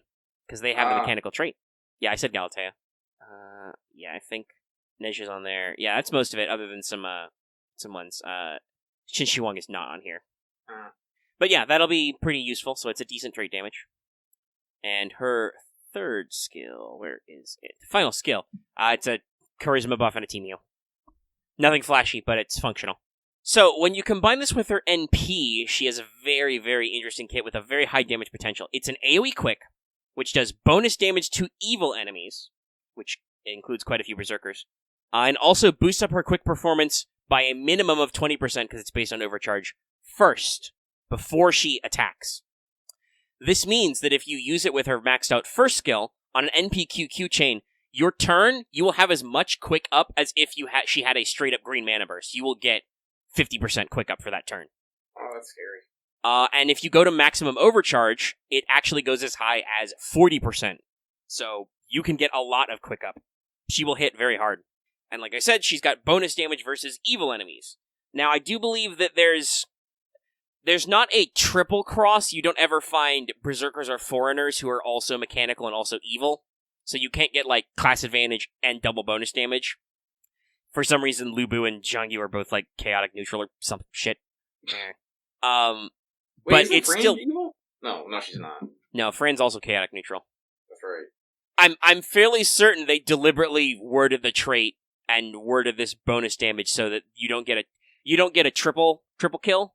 Mm-hmm. But it's still a very, very broad area. This means that she will be hitting hard against a lot of servants. You can get double. There are evil berserkers and there are mechanical berserkers. And you can get mechanical evil. Summer BB, by the way, if you feel the need to bully her in future. So it gives her a very broad strike zone. Sadly, I think the only evil foreigners is Abigail. Most of the others are like neutral or something. But yeah, it's a good skill. By the way, you can do the trust no one, not even yourself of idol alter to regular Echen because she is an evil berserker. But you cannot do it to herself because idol X is lawful good. Actually, she might be neutral good, but she's good. So, funnily enough, you can't double up on that. But she's got some passives. She has existence outside the domain D. It gives her a 4% debuff resist. This is combined with her slightly ranked down unique passive Alt Reactor, which is 17% normally. So she actually gets more than her vanilla berserker version, who's straight up 20% debuff resist. This is actually 21. Technically, it's 21.5, but I don't actually know how FGA would handle a 0.5 debuff percentage anyway.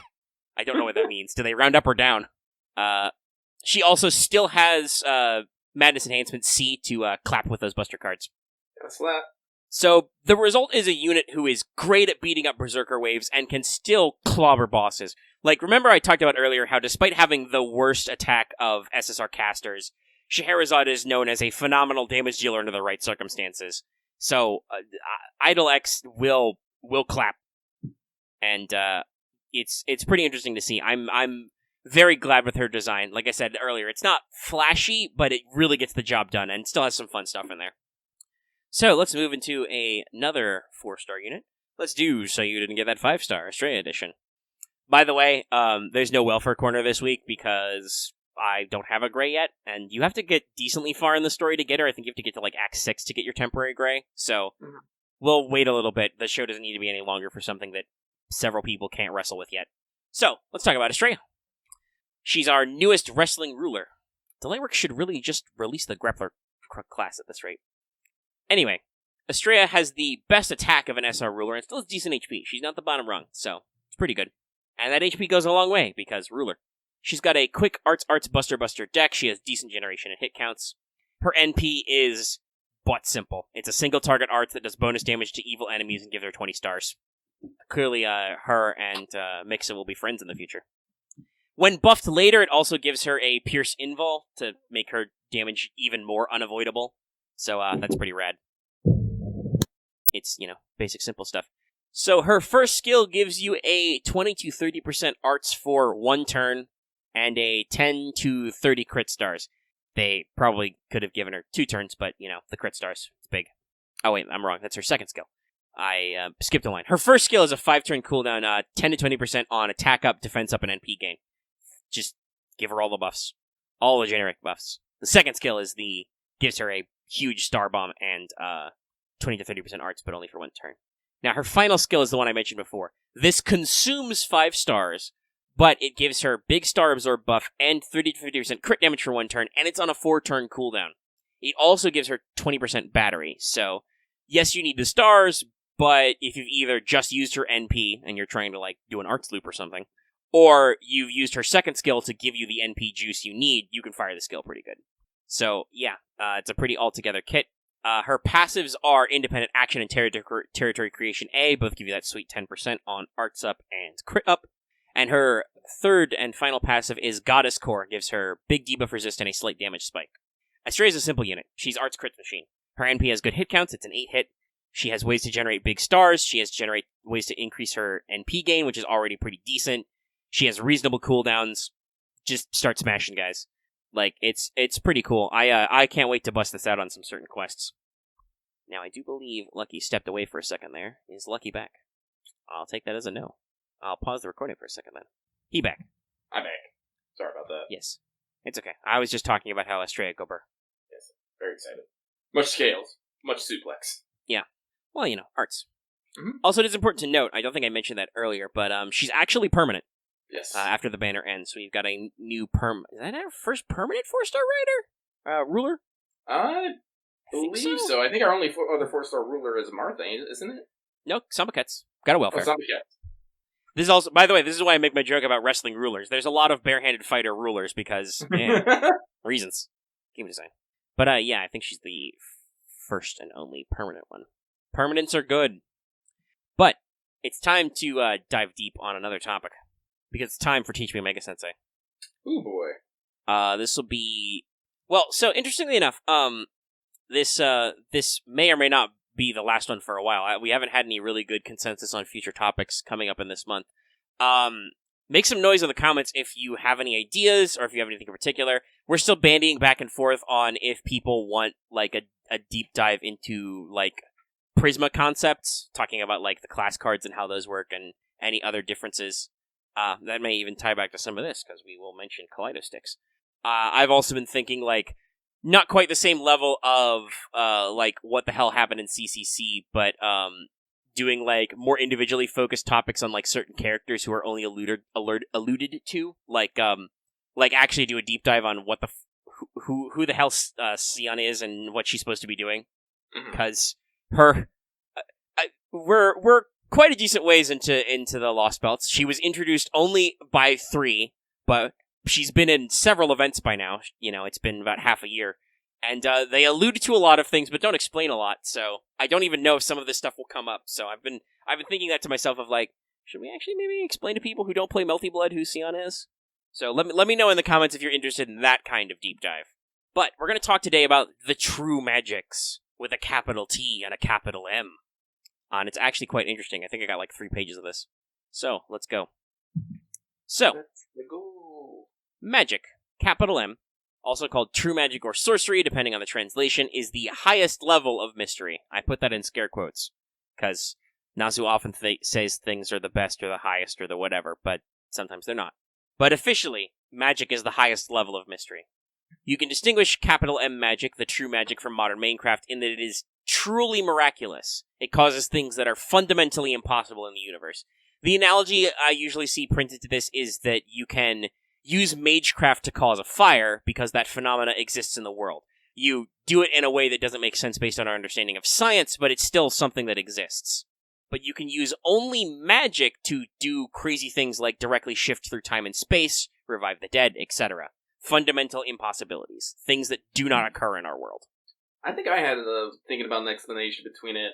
Magecraft is basically finding a possible way to do the impossible. Magic is just straight up doing the impossible. Yes. That's basically the shorter version of the fire analogy. Yeah. So yeah, magic is a big deal because it does things that are fundamentally impossible. Those who have access to magic are called magicians. Duh. And this power is governed by the Akashic Records, aka the Root. I don't know if we've ever done a Teach Me What the Root is, but it's... I'll sum it up for you. The Root is the source of all souls. Your soul comes from there and it goes back there when you die, and it contains all possible information in the universe, past, present, future, alternate past, double secret future.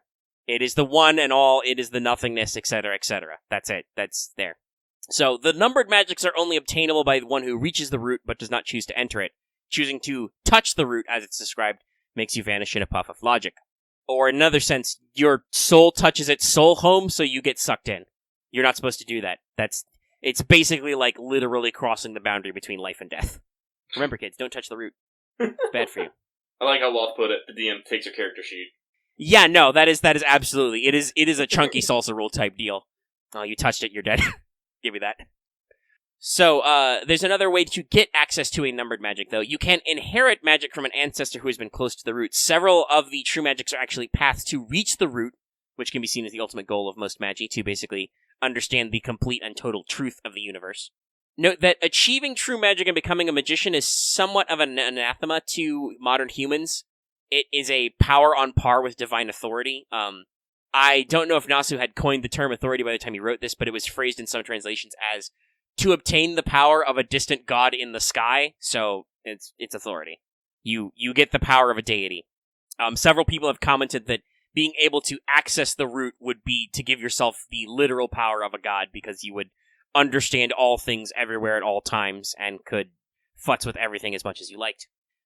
This means that even if you don't get your soul sucked back into the root, you are very likely to encounter the counterforce when you do this. It is said that a red shadow appears, which aesthetically sounds and looks like, because there's art for this, a counter-guardian. This means if you were to try and use the power of a magic to fuck up humanity, you'd probably get blasted. Here comes India! A guy in a red suit would show up and boop your snoot. Now, in the Age of Gods, magecraft was considered on par with true magic, capable of many impossible feats, but this faded over time. Basically, as magecraft deteriorated, as mystery deteriorates, the ability of you to use magecraft to do things people thought was impossible faded. Similarly, as science and human understanding makes more things possible, magic itself has diminished. Some of the true magics have been reduced to a mere craft, as in magecraft, and some true magics have been straight up lost as a result. Basically, think about all the things we can do within the past, 50 years, 100 years, etc., which we couldn't do 1,000 or 2,000 years ago, and that's basically it. To people in 1900, flying through the air would have seemed, mostly impossible. Oh, it'll never be commonplace, but now, so long as you wear a mask, you can get on a plane right now and fly anywhere you like. Theoretically. So, yeah, it's an interesting concept where, as the collective unconsciousness grows, some things are no longer magical because they're no longer miracles. It's a little sad, but it's true. And also it's not sad because we've obtained many things. So this means that to the Mages Association, they only recognize 5 numbered magic currently. So there are 5 true magics. Count them 5. I'm holding up 5 fingers. BT dubs. Now, it is open to the possibility for there to be a 6th magic and even beyond, but some scholars, in universe obviously, doubt it will occur. There are references to the number 6 and the potential of a magic referenced in settings such as Melty Blood and Notes. So, yes, the Nasuverse is open to the possibility that there is a 6th magic and even beyond. 7 magics? But only 5 are confirmed to exist. And, by the way, when I say 5 are confirmed to exist, well, loosely. You guys will see. I'm going to break down all 5 of them. Yeah. Speaking of which, let's jump to the first magic. The first magic is unnamed. Yes, most of the magics have cool names, but the 5th magic has no name. We know that it's related to the creation of ether clumps, a form of materialized nothingness, which is basically a formless clay that conducts magical energy. It's a form of the void element, so the element of nothingness that connects all the other elements in magecraft. It's not really super well described what it does, but it's been mentioned a few times. Now, the first magician is unnamed. They were born just before the AD era. I believe it's mentioned they were born literally in, 1 BC. So they're not Jesus Christ Superstar, just to fill you in. But close.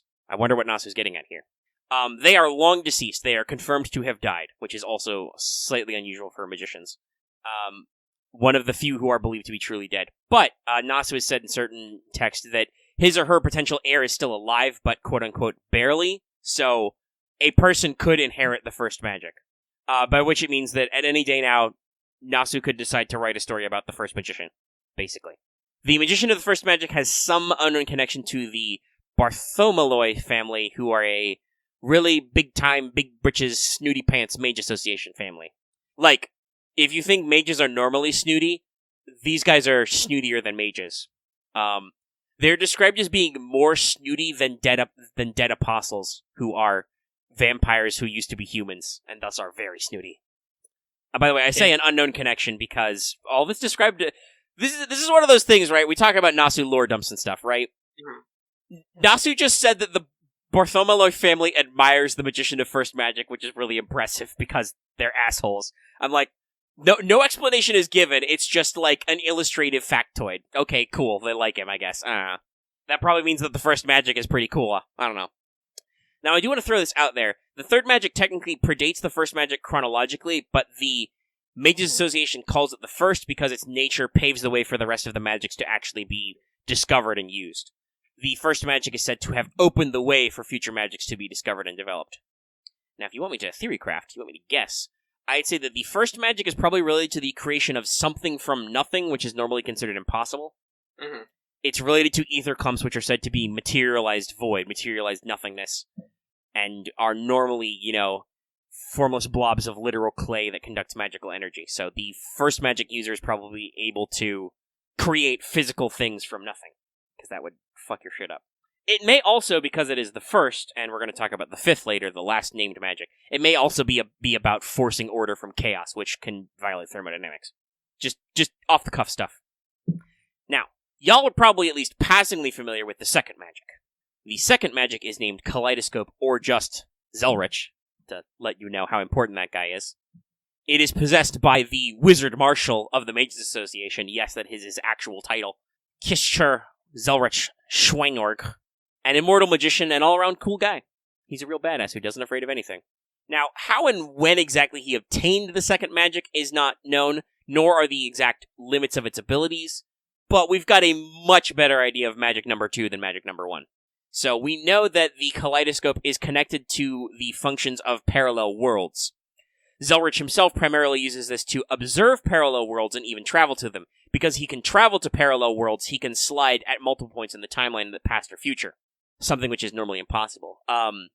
See Archimedes sliding in OG Extella. He can only do that because of his Mooncell admin powers.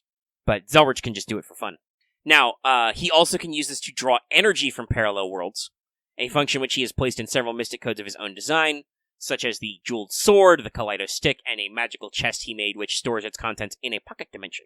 Very handy. So, if this isn't clear to you, because we technically do time travel all the time, sort of, ray shifting is not quite the same. Normally, traveling up and down timeline or traveling to parallel dimensions is not possible and not allowed, so he gives some decent action, and a lot of space manipulation stuff is considered magical. Now, Zelrich is an immortal, timeline-jumping wizard who defeated the ultimate one of the moon, so he's probably not going to kick the bucket anytime soon. But if there were to need to be an inheritor of his magics, it would actually probably be the Tosaka family, because they have obtained several of his techniques and designs. Rin actually collabs with Shiro to trace a copy of the Jeweled Sword, which is a mystic code made with functions of the second magic in it. I believe it is implied that the Tosakas just have Zelrich's chest just chilling in their basement. Yes, Rin explicitly has his magical chest as well, and that's where she digs out the Kaleido stick in certain continuities. Yeah. So, I don't know if the Tosakas can ever actually obtain the second magic for themselves, also because, like I said, Zelrich is literally immortal. I mean, Zelrich did go on to say the Tosakas will, never achieve greatness, but they'll never stray from the past, if I remember correctly. But they are at least capable of owning and understanding all of his fun toys that he gets to build with extra-dimensional powers, so there's that. Yeah. Now, go ahead. Grandpa, it means you're always going to get good presents from Grandpa, I guess. Yes. Now, you guys have definitely heard of the third magic, also known as Heaven's Feel or the Cup of Heaven. So even if you don't think you've heard of it, you've heard of it. You know about this one, guys. Trust us. So, this magic governs the materialization of the soul. It was first discovered by the founder of the Einsburns clans well before the AD period. It was inherited later by Justice, but she wasn't able to use it efficiently, thus leading to the whole Greater Grail thing to try and recapture the full breadth of the third magic. She has access to Heaven's Feel, but she cannot do it for free, basically. Which is not entirely unusual. A lot of these magics do have very intense energy requirements. Zelrich, for instance, can get around this by basically pulling energy from multiple dimensions. So we can discuss conservation of energy with certain other magics we may know about. Anyway, in the Nasuverse, the soul, which we mentioned comes from the root, contains all of your person's memories, thoughts, and magical circuits. So when your body dies, that all returns to the root and cannot be gathered back when it's left. Basically, once your body, brain, heart, etc. are destroyed, your soul goes away, goes back to the root. You can't ever get it back. This means that reviving the dead straight up is not possible in the Nasuverse. If you could theoretically, grab a soul that's leaving a body, you could stick it in somewhere else. But doing stuff with your soul makes it come a little unglued. Looking at you, Zoken. Yeah, it's Zoken's problem is he's been wiggling his soul around. He wiggled his soul socket a little bit. Oof. Came loose. Several other high-level mages in the Naziverse have tried similar tricks, and it's not very pretty. Wasn't like the first like real case of case files something akin to that too? Yes, I believe so. Yeah. Just don't. You're not supposed to move around your soul, guys, unless you have access to the third magic, which is not able to grab a soul back that's already gone to the root, but it can prevent this from happening because it physically materializes your soul, makes your soul itself able to interact with the material plane, and makes it so it's not dispersed. This means that you become basically immortal because you're just made of soul stuff, and also gives you infinite magical energy because remember, your magic circuits are part of your soul. This basically makes your magical energy kind of a perpetual motion machine. So it's pretty cool. Now, it's interesting that the third is described as a glimpse of the future. Presumably this is meaning something along the lines of the plan Amakusa had in Apocrypha, where he wanted to activate the third magic stored in the Greater Grail to forcibly upgrade all humans to immortal, unchanging energy beings. But, the reference of humans becoming, immortal soul stuff has been referenced a couple of times in the Naziverse. This is presumably why the third is a future thing. Now, a limited application of the third magic is actually what is used to summon servants, at least in the Fuyuki Grail War, and all Grail Wars that have a Greater Grail. I assume the Fate summoning system cheats around this somehow.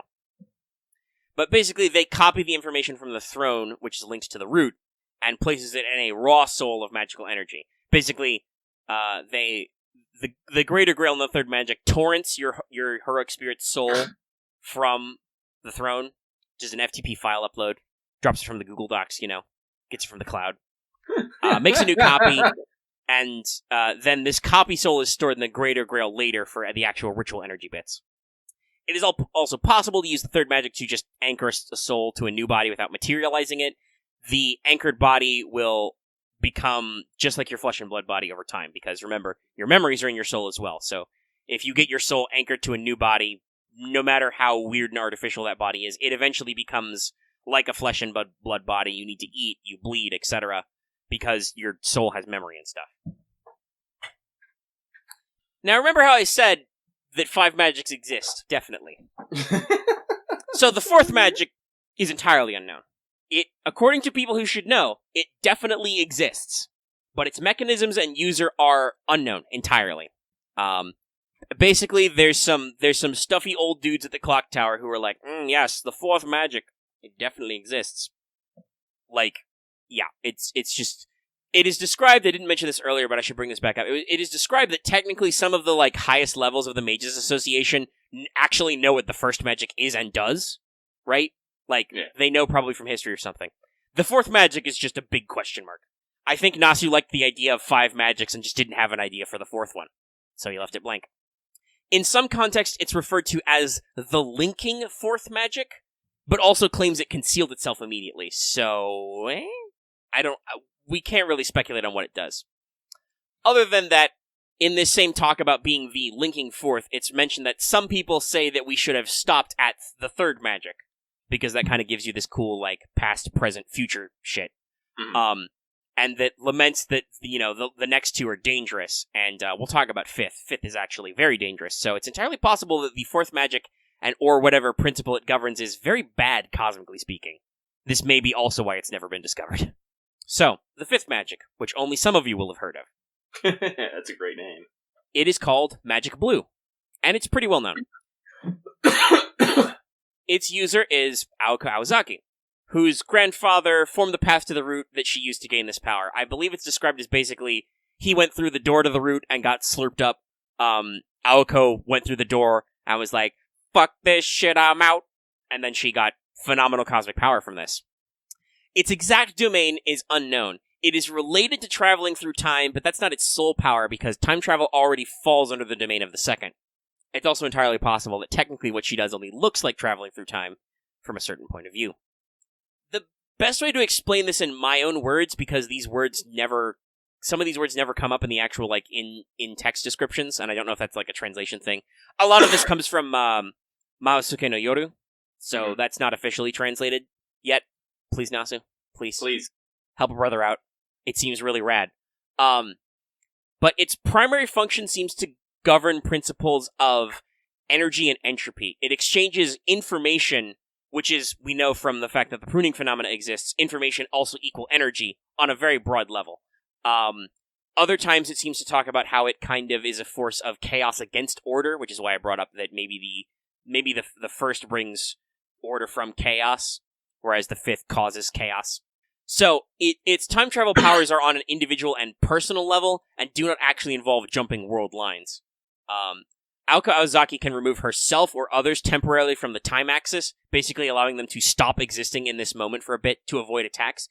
She can also borrow herself from other times to overlay multiple attacks in an instant.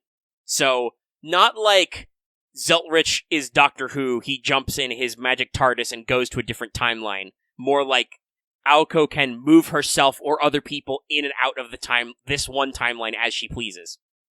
It sounds like she's basically just calling up. She's never actually leaving, she's just kind of calling up another timeline and maybe an outcome from it or something? I don't know. Something like that, but she can also definitely remove things from the current time axis. Yeah. Like, she literally leaves time for a little bit. And we do know that there's a place that exists out of time, that's also where the root is and where the throne is, so remember that magic comes from the root. Now, displacing time like this uses up enormous amounts of heat energy. Now, she can balance this out if she gives back the time she uses with the magic, which negates any paradoxes. I guess slight spoilers for Mahosukai, but you won't really get it unless you're reading the whole thing. But basically, at one point, she borrows some years from another character to give herself that time, and she basically upgrades herself from 17-year-old Aoko Aozaki to the 27-year-old Aoko Aozaki. But she gives that time back to the other character, which prevents a temporal paradox. While she's borrowing that character's time, it doesn't do anything to him because it's just borrowed, other than that character can't, like, remember stuff from that time period. So it's interesting to see these kinds of, like, equivalent exchanges of information, energy, etc. However, for everything else, she's basically using heat from the far future to pay down her energy debts now. This is basically accelerating the heat death of the universe canonically, so overusing the fifth magic is very, very bad. This is what I mean by, like, abusing entropy and chaos and stuff. Like, you know, Aoko basically pays off her paradox insurance on a heat death of the universe credit card. There are several characters who know about this and are very freaked out about this. Including, by the way, this is when Aoko sees the red shadow, so there was at least one counter guardian who showed up to this party and was like, what the fuck? She didn't break anything cosmically, so she did not get destroyed, but Murph. Maybe now, just be like, I got my eye on you. The fifth is sometimes said to have already lost its true meaning. So, there's a heavy implication that what we think of the fifth magic and what we know of it isn't even what it's supposed to do. That's just an application of the principles. Mm-hmm. This is probably related to how both the Aozaki sisters, both Aoko and her sister Toko, believe that the real potential of the fifth isn't known, but it's very scary, so both of them in their own ways choose basically not to fuck with it. I believe Toko is on record as saying she refuses to speculate about what the fifth magic can do, and as a character, Aoko Aozaki is basically just like, I'm not going to think about it too hard. I'm just going to try and not fuck up the universe. So, it's entirely plausible that there are actual, like, really complex uses of the fifth magic, and Aoko is basically using, much like how I mentioned, right, that technically summoning servants using the greater Grail uses the third magic, it's entirely possible that she's tapping into some, like, weird ancillary effect of the fifth magic that's not even what it's supposed to do. Just remember that it's bad, and it's really strong. Some things are maybe better left unknown. Yeah. That definitely seems to be a little bit of a theme with the magics. Mm-hmm. Now, there are several things which are mysteries, capital M, on par with the true magics, mostly noble phantasms and some phantasmal species. Some of these things are basically limited applications of a magic's principles, or, you know, following its same rules. Others are creations that are on par or close to that are just not numbered magics. Because, I don't know, I'm going to guess that the Mages Association has to, like, vote on making a new magic numbered, and they're assholes. So, all of Zelrich's mystic codes are said to be applications of the second magic. But also, Tsubame Gaeshi is canonically a sword technique which treads on the second magic's domain. Really? Yes, Tsubame Gaeshi is literally touching on contacting parallel universes to strike at 3 points at once. He's basically overlapping multiple timelines. It's very interesting. Now, here's another interesting one for you, Lucky. And I don't know if a lot of people know this, but you may have guessed from the name. Heaven's Hole. Kiara's NP is actually said to be a form of the third magic. The principle of this noble phantasm is it is a hole in reality itself which draws in all the selfish and evil information of humanity. A person who enters this hole ceases to exist, much like touching the root. So basically this is what her NP does, is you get pulled inside the cosmic trash hole, and you cease to exist as an individual. Meltdown and pleasure. Yeah. So it actually does track, Heaven's Hole, Heaven's Field kind of thing. So it's interesting. Here's another interesting thing. Ars Almadel Salomonis, the Rings of Light, are said to be a function that is very similar to the fifth magic, especially in the form when Gatia used it for the incineration of humanity. He converted all of human civilization, past and present, into heat values, and used this energy as fuel to go back in time to the creation of the Earth. What does that sound like? Oh. Yeah. Yeah. Yeah. I mean, obviously he couldn't do it as seemingly flawlessly as Aoko can, because she can just basically take out an unlimited credit card for way the fuck down the timeline. Gatia was he specifically had to blow up the world in 2015 or whatever, because of his 1,000-year plan. But yeah, no, it's very similar. It's very similar. It's a little weird. You may have noticed, 2 out of these 3 examples I gave with servants were beasts. So yeah, I don't know what Nasi's trying to say here, but it does say that technically to become a magician is to become someone who's an enemy of humanity. So it's a little scary. Now, interestingly enough, a purely positive example of a magic level mystery is Avalon. Avalon is a miracle capable of defending against all 5 numbered magics, and so can be considered a magic of its own. It's not assigned a number, probably because it's been super lost for a bajillion years. Nobody knows that it's still stuck in Emiyashiro's spine. But yeah, so it is a high-level magic tier item. Casters from the Age of Gods like Medea use their magecraft in such a fundamentally different way. It's basically like sorcery. There are still limitations of what they could perform at the time. Medea can't bring any back from the dead, even with her high-level magecraft. But much like how I said that true magic and magecraft were almost indistinguishable in the Age of Gods, these really, really old casters can do, shit that'll make your hairs curl to a normal mage. Additionally, the reality marble phenomena is a magecraft which is very close to a true magic. It's not quite a true magic because it's temporary. You still have energy constraints, but it is temporarily altering the very world in a very limited space. So it's pretty potent. Now there are also a couple of magi and a couple of forms of magecraft that are considered to be close to magicians or just a step below the true magic. You don't care about most of the mages characters who are almost magician tier because they're usually just background randos from the Mages Association and stuff. I think one of the Dead Apostle Ancestors is supposed to be that cool. Who nobody cares. Tsukihime Remake's not out yet. Yeah. Now, these magecrafts that are close, though, are actually quite interesting. Because this includes Emiya Kiritsugu's innate time control and Soken Araya's innate spatial quarantine and his space control abilities. Which makes sense that these are close to a true magic because these are both technically paths to reach the root. Kiritsugu's dad was trying to make himself immortal so he could use time alteration to basically speed himself up so he could see the end of the universe, and that would make him see the root, kind of a thing.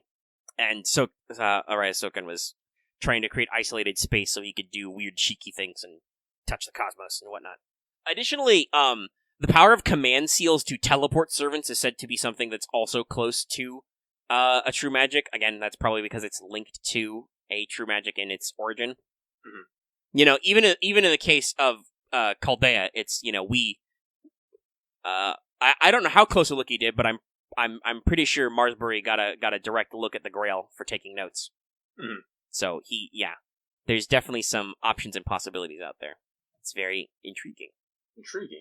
Now, magic is pretty potent stuff. While magicians aren't unbeatable, normal magecraft is said to be completely blown away by magic. So this seems to track with most of the few uses of true magic we know.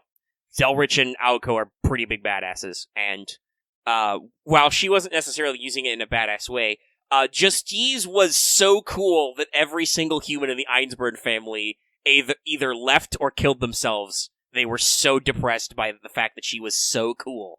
In case you forgot that episode about the founding families. So, that's basically the conclusion. There's obviously open-ended questions. Will there be a sixth magic ever? Will that show up? Probably. Like I said, there's a couple of references to the concept of six or sixth and magic level abilities in other Nasuverse works. I genuinely don't know if the first or fourth magic will ever come up, but there's at least some detail there. I wouldn't be surprised if Nasu has an idea of the fourth magic. He's just not telling us because it's never come up, or he may not know and he'll wait till it matters. It's hard to tell. Jokes are deepest lore. But I do think there's some interesting things. Like, there are some interesting tropes in this, right? Such as the hard numbering. Yes. You know, the hard numbering. I also pointed out that it's very interesting that powers that are said to be akin to true magics include abilities, noble phantasms possessed by some beasts. So it's very unusual and striking. I kind of like the idea of how the true magics are presented as like, no, to become a magician and to wield a true magic is to basically become more than a normal human and actually set yourself apart. Mm-hmm. And, like, this makes you an enemy of modern humanity because you're trying to do something that literally they can't do. But also the reverse is true, right? Like, if humanity suddenly figures out to do some of these things, that would mean these things are no longer magical. Capital M. It's an interesting dichotomy. But hopefully that gives you everything. This was a longer note than I thought it would be, but that's because there are actually, like, being a long-standing Nasuverse concept, there's actually a couple of cute little details to pack in here, but I was only able to go this long by drilling down as hard as I could on each individual numbered magic. Mm-hmm. Including the ones that there's nothing to drill down on. I mean, fair. Like, I knew about the true magics, but I guess I still learned something. Alright, let's check the clock. We're only at 2.5 hours. We've had way longer shows. Yeah, we have. Do you want to do your fan servant? Yeah, I'll do Fan Servant Friday. I'll actually do it on time this week. All technically. right. This show will go out technically next month for public, but for the patrons who voted on it, it'll go up right meow. Oh, right today. Sorry, gotta stretch. Haven't sit down a while. Alright, now that I've flexed my shoulders. So, as voted on by our patrones, today I will be giving you Fan Servant Friday, where I came up with an idea for a servant that I thought was cool, and I'm going to relate it to you. Today we'll be talking about Saint Brigid, possibly Brigid of Kildare, who I classed as a Lancer. I'm actually quite surprised that she won so handily, but cool. This is an interesting one. I had to actually redo this to fit the formats I use, but I had these notes for a long time. Because Saint Brigid is very interesting. So, to recap, if you're not familiar, Saint Brigid is allegedly a real historical figure. Allegedly. She is one of the major saints of Ireland. She's right up there with St. Patrick and St. Columba. She is the patron saint of a lot of things, which we will cover somewhat later. Now, I do believe I learned of her first because she is technically the patron saint of Florida, which is very funny. It's probably because I believe she's also the patron saint of sailors and mariners. But she's the patron saint of a lot of things. Let me copy the official list given on Wikipedia to our patron chats. Jesus. Catholic saints, guys. Wait. Children of abusive fathers. Children of abusive fathers. Parents whose parents are not married. Wow. Yeah, there's some interesting backstory stuff. Yes, watermen who are not mariners and not sailors. Also, poultry farmers and poultry raisers. I'm gonna assume this is some kind of, like, weird-ass, like, Catholic thing where, like, if they like, officially make you the patron saint of something, they have to write it down twice if they change the grammar slightly. I swear to God, Omega, can we declare Hideo Kojima and Yoko Taro the patron saint of Studio Omega? Sure. We're gonna do that. They're now patron saints. So, a little bit of backstory. According to legend, again, because her historicity is in doubt for reasons which we will get into the profile, allegedly, Brigid was born to some, rando guy. The dude. Let me see if I can actually find yes. Yeah. Or these accounts, secular, are like that, so I'm gonna check my source.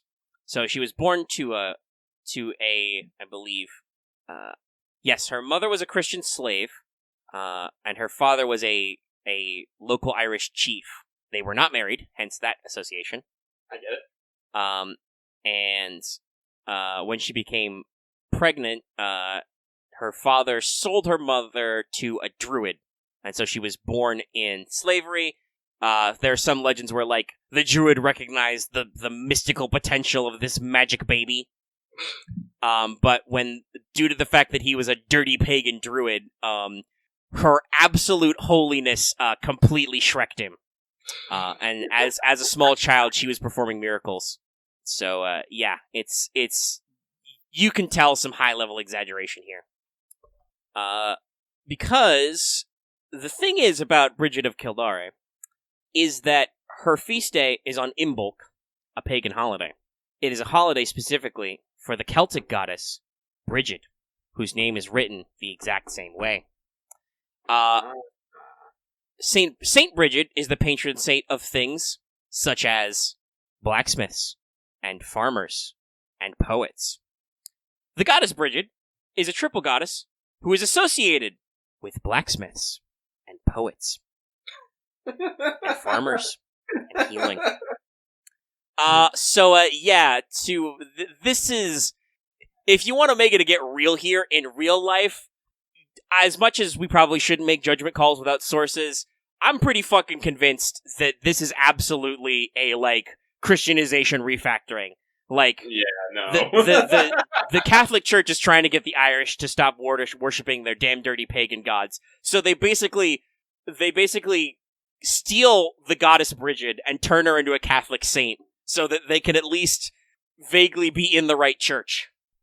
Well, that's the thing, Axe. I don't know if technically this is butchering, because Saint Brigid and the goddess Brigid have basically the same portfolios and domains. It's very weird. They have the same feast day. It's like taking the serial numbers off something. I know, it's all like, you made this? I made this. Yeah. No, this is absolutely like, there's some rando pagan Celt in Ireland standing out there, and a Catholic priest comes along and does that same comic. Like, that is my absolute belief that's what happened here, because that's just very weird. The only other, I think, reasonable possibility is that there was actually a Brigid, Abbess of Kildare, who, because she had the same name as the goddess, was a real person who probably didn't do anything miraculous, but because she was, like, a very famous social and political figure, for reasons after her death, they started to, like, apply the goddess's stuff to her to make her seem more cool. I can see that going too, yeah. Either way, there's been some appropriation here. Yes. So, and I'll get into why I class her as a Lancer later. It's a very, one of those funny lore wombo combos. I flexed my fate muscles. So for core stats, by the way, alignment lawful good, duh. She's a saint. Get old Saint Brigid. Gave her, C rank strength, pretty middling. B rank endurance and agility. She is a Lancer, and also she's famous for a lot of weird self-healing miracles and stuff.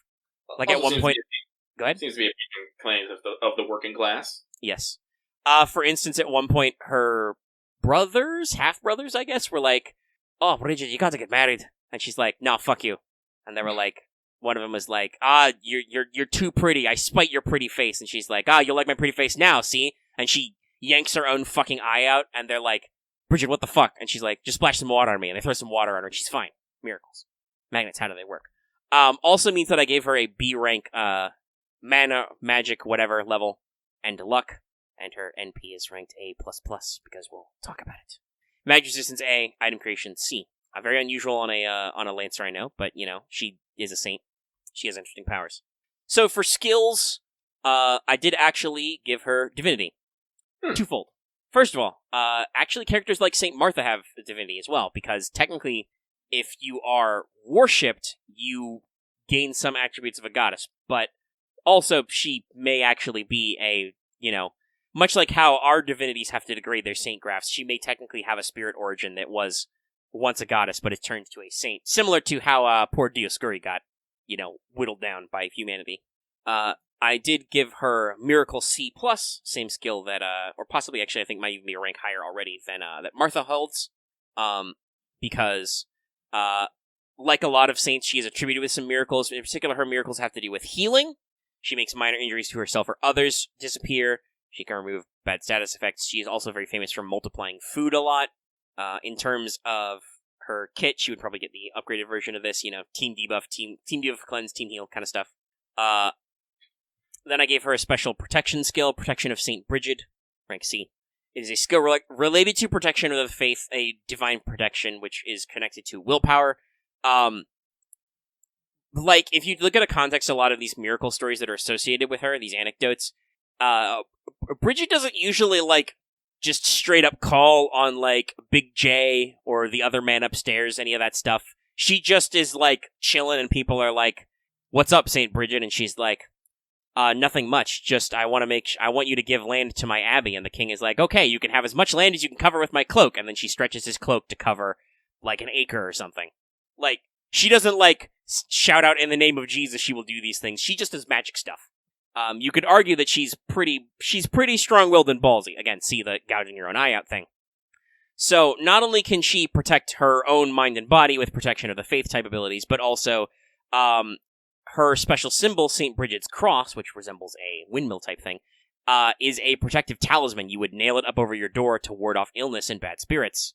So, basically, not only does she, give herself the kind of protection you would expect mentally and physically from protection of the faith, but also she can make little trinkets and spread them to other people and protect them from bad juju, including evil spirits, hence that item creation as well.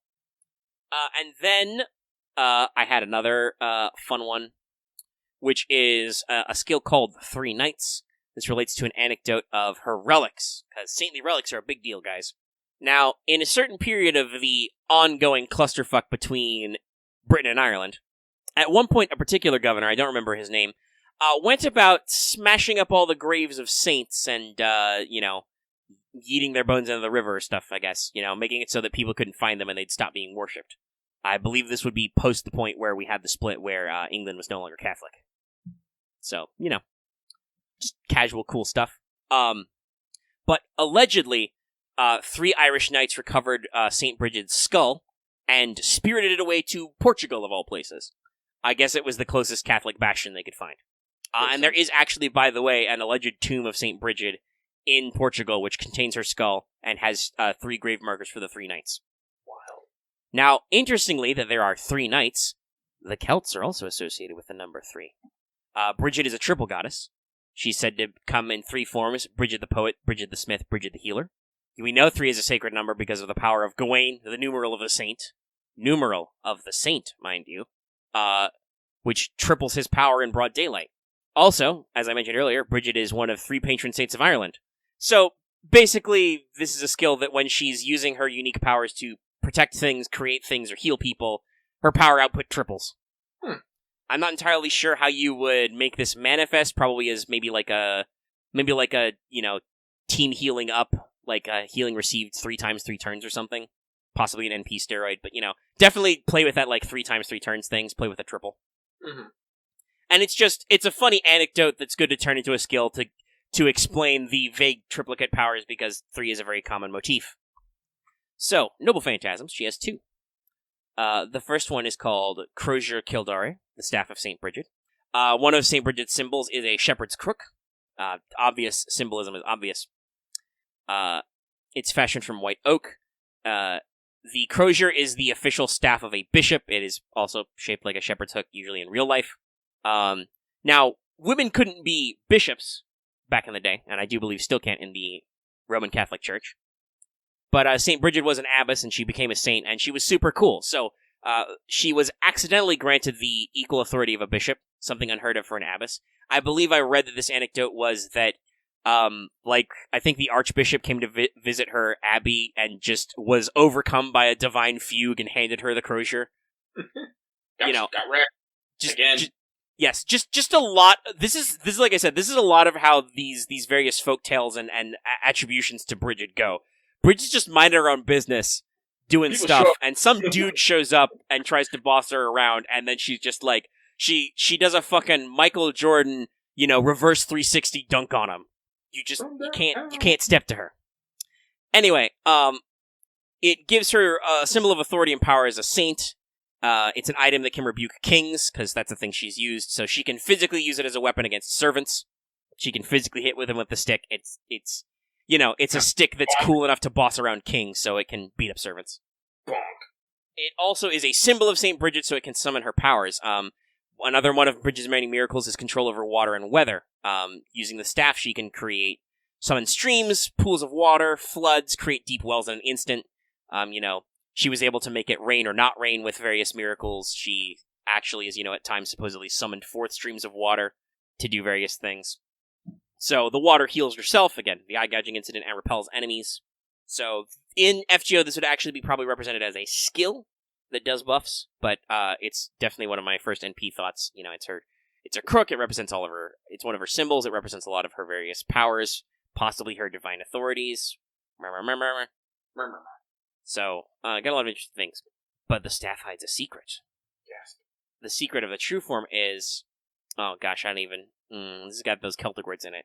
It's either Aridbar or Arivar. It's the spear. Spear of Eternal Flame. You may also recognize it as a weapon in Fire Emblem. But that guy. Also, it's a Yu-Gi-Oh card. But anyway. The Spear of Eternal Flame, an A-rank Noble Phantasm. By the way, I forgot to mention, Crozier Kildare is a C-rank Noble Phantasm. This is an anti-army Noble Phantasm. This is a spear with a flaming head. It was once owned by the Celtic god Lu, who is, I believe that's Ku's daddy. Yep. Lu of Light. He demanded it in tribute from a Persian king. That's right, the war god Lu was just chilling, and a Persian king was like, yo, I've got a flaming sword, a flaming spear, and he's like, cool, dibs. It's one of the 4 treasures of the Tuatha De Danann, so it's a big deal Celtic artifact right up there with, cauldron, ring, stone, stuff like that. So, the tip of this spear is so deadly, it must be submerged in water to be safely carried. Hence why her water power staff hides it. See? I'm working places. And when it's freed from its restraints, it acts of its own mind and it never tires. It's capable of striking down an entire army. No victory can be achieved against it. Spear's a big deal, guys. So, I said before, she keeps it restrained in her staff, which symbolizes water. So it's, a hidden NP. Why, as a Christian saint, she possesses it? Well, there's a couple of different ways. So, the place in Kildare where she raised her monarchy was held by nuns, who guarded a sacred flame. That's right. These was like some Vestal Virgin shit, motherfuckers. She founded an abbey full of nuns who guarded a sacred flame. Also, her star pupil, her name, was Durludacht. Or Duladash. I'm not good with the Gaelic. But it literally means daughter of Lu. And she was Brigid's star pupil. She was the abbess of Kildare after her, and died exactly 1 year after Brigid. By the way, there's actually kind of an adorable story about this, as Brigid is, getting kind of old and she's getting close to her death. She's chilling and she just asks her, her coolest student, Darladoc, like, yo, I'm gonna go, pray over me. If you want any miracles, get them now, basically. And Darladoc is like, oh, I only wish not to be parted for you, my teacher, for very long. And then she dies exactly a year later. Like, Saint Brigid was just like, okay, fine, but you gotta do this job first. Bye! I'm out! So, it's entirely possible that this was a sacred relic owned by the monastery that was kept hidden. Alternatively, if Saint Brigid and Goddess Brigid are the same person, she has the authority to possess the spear because she is the queen, or a queen of the Tuatha De Danann. So, it's within her power to be like, yo, I need the spear for stuff. In my notes, I don't actually say which it is, it's just open-ended, which I love.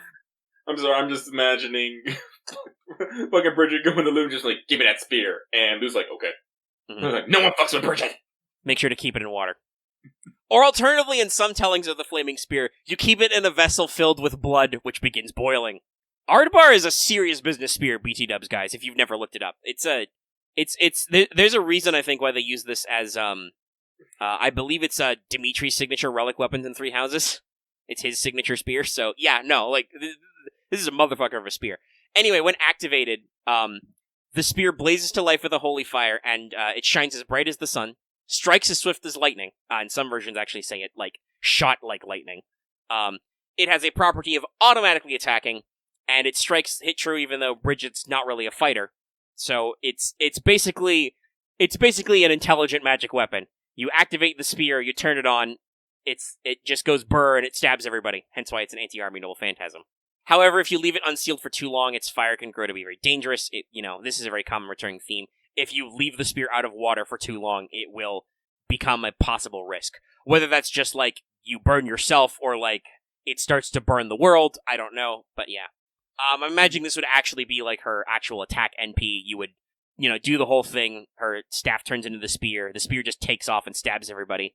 Probably a buster with a lot of hits. Maybe a quick, though, because it's supposed to be pretty fast. I don't know. There are also a lot of Celtic Boy quick NPs. And if it was quick, it would distinguish her a little bit from Fion, who is a arts NP.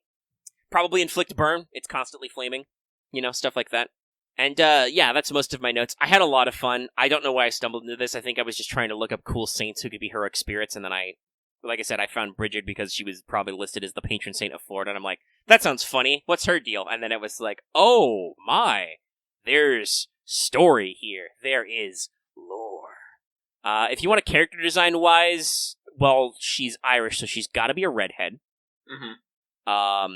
And I imagine that the different ascensions would probably be similar to some of the designs they do with, like, Abigail. Like, at one point she probably needs, like, a bishop's hat and cloak, I wouldn't say bishop. I'd say give her the more nun look. Well, at least one, possibly her first ascension, should just be straight up a nun. Yeah. Right? She was an abbess, she was a Catholic nun. And an actual nun, not a fucking Kiara nun. No, full habit, everything. You see maybe some red hair peeking out. Looks very cute. Glasses. Sorry. Yeah. Some glasses work. That could be adorable. And then, like, maybe rank up to, like, flowing white robes, do the bishop hat joke. Mm-hmm. Her ascension line can be about, oh, hey, technically I was once crowned as a bishop. And then her third one should be more divine, like, probably a looser fitting, more like natural dress, maybe green. Axe mentioned, by the way, like flaming hair, like actually like have her hair like glow white hot at the tips or something. Mm-hmm. That kind of design stuff. Also, gotta be real, despite the fact that I'm sure there are a lot of nuns, there are not a lot of nuns at FGO. I think Kiara is our best representative of that, and she's not really. She's possibly the worst nun ever. I wouldn't say possibly. I'm pretty sure she is. But somehow she's a great therapist. Anyway. Yeah, so that is Fan Servant Friday for this month. I keep wanting to say week. It is also for this week, but also for this month. And based on our discussion about fairy tales earlier, I do have a few of those lying around. I think I will make that our theme for May. And I already know what June's theme will be, because that'll be the Lost Belt 6 one. It'll be Fairies and Knights. I got a couple of those in my back pocket, too. So, that was Fan Servant Friday. What's our time limit here? 2:50, just under 3 hours. We'll edit that down mostly. So this has been a good episode. Good episode. So, next week, one, if anything weird happens with Grail Live, we'll be sure to let you know if there's a third banner or something. I'm sure we'll have plenty of thoughts about case files starting out, because it seems pretty fun. I just want to actually really wrap up the show and buckle down so I can play some more of it, as we do. Honestly, it's a collab. People talking about threes. Usually there's 3 new servants in these things. We've only gotten, 2?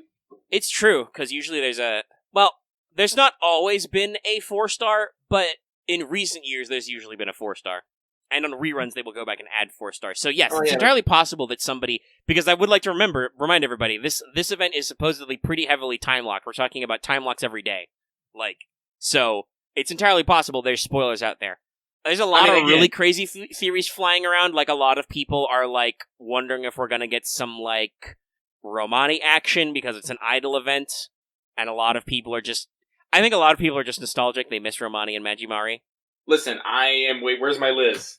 Elizabeth in Japan as well. She didn't get a costume. And obviously, again, it makes sense for the context of the collab, but still, missed opportunity. Come on. Mm-hmm. Yeah. I also do want to throw out there, again, talking about the Romani bit, yes, in her second ascension, Miss Crane's hat does look a little bit like a demon pillar. Maybe. Possibly. But again, we'll know if there's maybe something big happening later. If there's a motherfucking third banner and it's Summonable Solomon, I'm gonna be fucking floored. I don't think we'll go that crazy, but there could still be some hints. They could be setting up for future shit. Summonable Solomon coming out at Annie 6, the 6th anniversary, the anniversary of the 6. No, it's going to be 10th anniversary because they said they've got content planned out that far. 10 rings, 10 anniversaries. Anyway, Tony Kaka. Okay. If anything weird happens, we'll let you know. We'll be sure to yell about it. Other than that, I don't really have any speculation. But we'll be sure to let you know more about our case files impressions. Check out Wanted on SMUG/REINES if you haven't already. It's doing decent, though I do definitely feel I don't know what it is, but Wanted has definitely gotten less views lately. I don't know, maybe we're waiting for our big hits. I don't know how popular REINES actually is. I know that she's popular on our Discord. So, we'll see about that, but I think it's a good episode. I did my, scripting and shooting stuff, so it should be pretty tight. I did have to say a lot of Chinese names again, though, which always slays me. Why is it written cow cow, but it's pronounced Cao Cao? Somebody please tell me. Who do I punch for this? Whose fault is this? That's not okay. But next week, I'm sure we'll be far enough event we can have access to our temporary gray, so we'll be sure to step down for a welfare corner and talk about how adorable and useful Gray is. I have at least heard or seen that she's got some pretty funny sprites because they've apparently animated Ad speaking on his own when he does, so that's cool. But alright, that's all I got, so we'll see you up. Don't forget, I usually do the patron shilling at the very end, but I do want to remind everybody this is the end of a month, so if you want to get access to patron stuff like Fanservant Friday polls, which will be, as far as I know, our only poll. Yeah, we might do a late Teach Me poll if people actually come back with some decent ideas, if they're excited about any of those things I've thrown out earlier, or hit me up with some new ideas. Otherwise, we will be temporarily retiring Teach Me until I gather up enough topics to start making polls again. But you can get at us on Patreon. You to be fair, you've been doing Teach Me Omega Senpai for like, what, 2 years? Yeah, it's been once a month for several years now, so no, we've burned through a lot of the obvious ones, so like I said, we can retire it temporarily, but if you got any good ideas, do hit me up. I'm not afraid to work with stuff if people are interested. Just remember, we want to focus on stuff that is, for the moment anyway, at least directly Nasuverse related. Like, I saved off True Ancestors until Lost Belt 3 came out, which actually helped clear out a lot of stuff with me.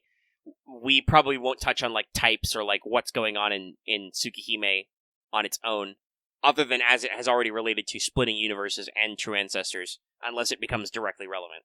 Like, if they'd done a Tsukihime remake collab, I would have probably had to be like, yo, what happened in Tsukihime? But they didn't, so here we are. If that happens next year, we'll see. So, yeah. But anyway, if you want to vote on those topic polls, you have to support us at our silver level, 5 and up. You can get access to audio of our episodes for as little as $1 a month or $10 a year. Get access to all our audio downloads, our backlog of everything we got audio for. Goes all the way back. At higher levels, you can listen to the show live, get shoutouts, etc. It really helps us out, and a new month is rolling around, so it's always good to grab new patrons. Okay, so that was that. Next week, we can probably talk about what stuff may or may not be happening in May. I think it's going to be interesting because a big chunk of May was kind of a nothing month for JP, but we don't have time for that, so expect to see a lot of little stuff come out very rapid fire once Case Files ends. But we've got a couple of weeks to speculate, so we'll be sure to get in there. Yep. Yeah, I think that's everything. I don't know what else we may be talking about next week, but I'm sure we'll have fun stuff. Oh, yeah. And if you don't think we've got anything to talk about, hey, we might do a big mailbag, so send in your mailbags as well. Yep. Alrighty. I think that's about it. Lucky, any further thoughts about anything FGO today? Not directly FGO, but we did get an announcement for today's menu with Emiya Family. The game is yes. coming to the US. Yes, what did they say? June? It's in June. It is in June. It's June something. It's June something. It's very close to some other game releases, but let me see. Yeah, I know. I'm having a little bit of the game panic. Not the gay panic, the game panic. It sets in faster than you'd think. It does. Like I said, I'm already, I'm a little bamboozled. Like, I'm trying to save money here, and then you're just like, here, have some games. I'm like, no! Yeah, we've already announced both a decent Steam sale and a decent PSN sale. Stop this. And I've got stuff coming out. But we will, if you're interested in that kind of conversation, tune into our weekly podcast live stream, What's Up? Yeah. Which will be coming out tomorrow if you're watching this or listening to this on Patreon, and later today, or right the fuck now if you're watching to this when it goes live for public on Saturday. Damn, I could have sworn it was in our news desk about the video game, but I can't find it. Is it that old? No. Okay, never mind. It's June. It's June. It is full-blown being localized. It's coming to Switch. We're probably both going to buy it. Yeah. It's going to be cool. Great. Stretch my neck. All right. Well, with that all in mind, let's get on out of here. As much as I'm sure you'd love for us to talk for another hour so you can grind some more, we really got nothing to talk about. We have to go grind ourselves, so get in that story. Get in that hustle. So let's wind the show down here. Alrighty. First of all, if you like this episode, be sure to give it a like on YouTube. If you have any comments about any of the things we've said, any of the questions I have asked you directly, yes, you, Steve, talking to you, leave them in the comment section down below. You can also hit us up on our Discord. That link is, as always, in the description and on our channel page. And like I said, my mod gun is loaded. Spoilers will be shot. So it's a safe environment you can pop in. And if you're new here and haven't already, please subscribe to our channel so you can always get our latest videos and streams. Look forward to more Wanteds, more bonus content, more streams. Check out What's Up. And even if you are already subscribed, make sure to hit that bell for notifications, so we always let you know when we're about to release a video or stream. It's very important. I did actually do a premiere of Wanted at midnight, because there was a maintenance, and also because time zones are bullshit. Listen, I'd had it shot up for patrons, like, for days at that point. It was just a matter of, like, wait, when's maintenance? Is it tonight or tomorrow night? Fuck, it's tonight. Okay, well, I gotta schedule the video then. So here we are. Here we are. Yeah, I already did the Patreon bit, so I want to remind everybody, though, that you can also support us by joining our channel. Click that join button or the link in the description. If you join our channel memberships, you get access to special membership badges and emotes, which Lucky has actually done some organizing and is planning on working on some badges and emotes sometime. I don't know what order you've arranged everything in, but you've built the plans to do the thing, so... Yeah, get your membership. It's cool. I added colors and everything. So get your membership now. You too can get emotes you can use in our comments and on our live streams. And also, yes, like we said at the front of the show, do consider supporting us on Patreon for those reasons I outlined earlier, because the new month's rolling over. So it helps us out. It's good. It's cool. Great. All right. I will see you guys for What's Up then. Let's pony on out of here. We'll be back.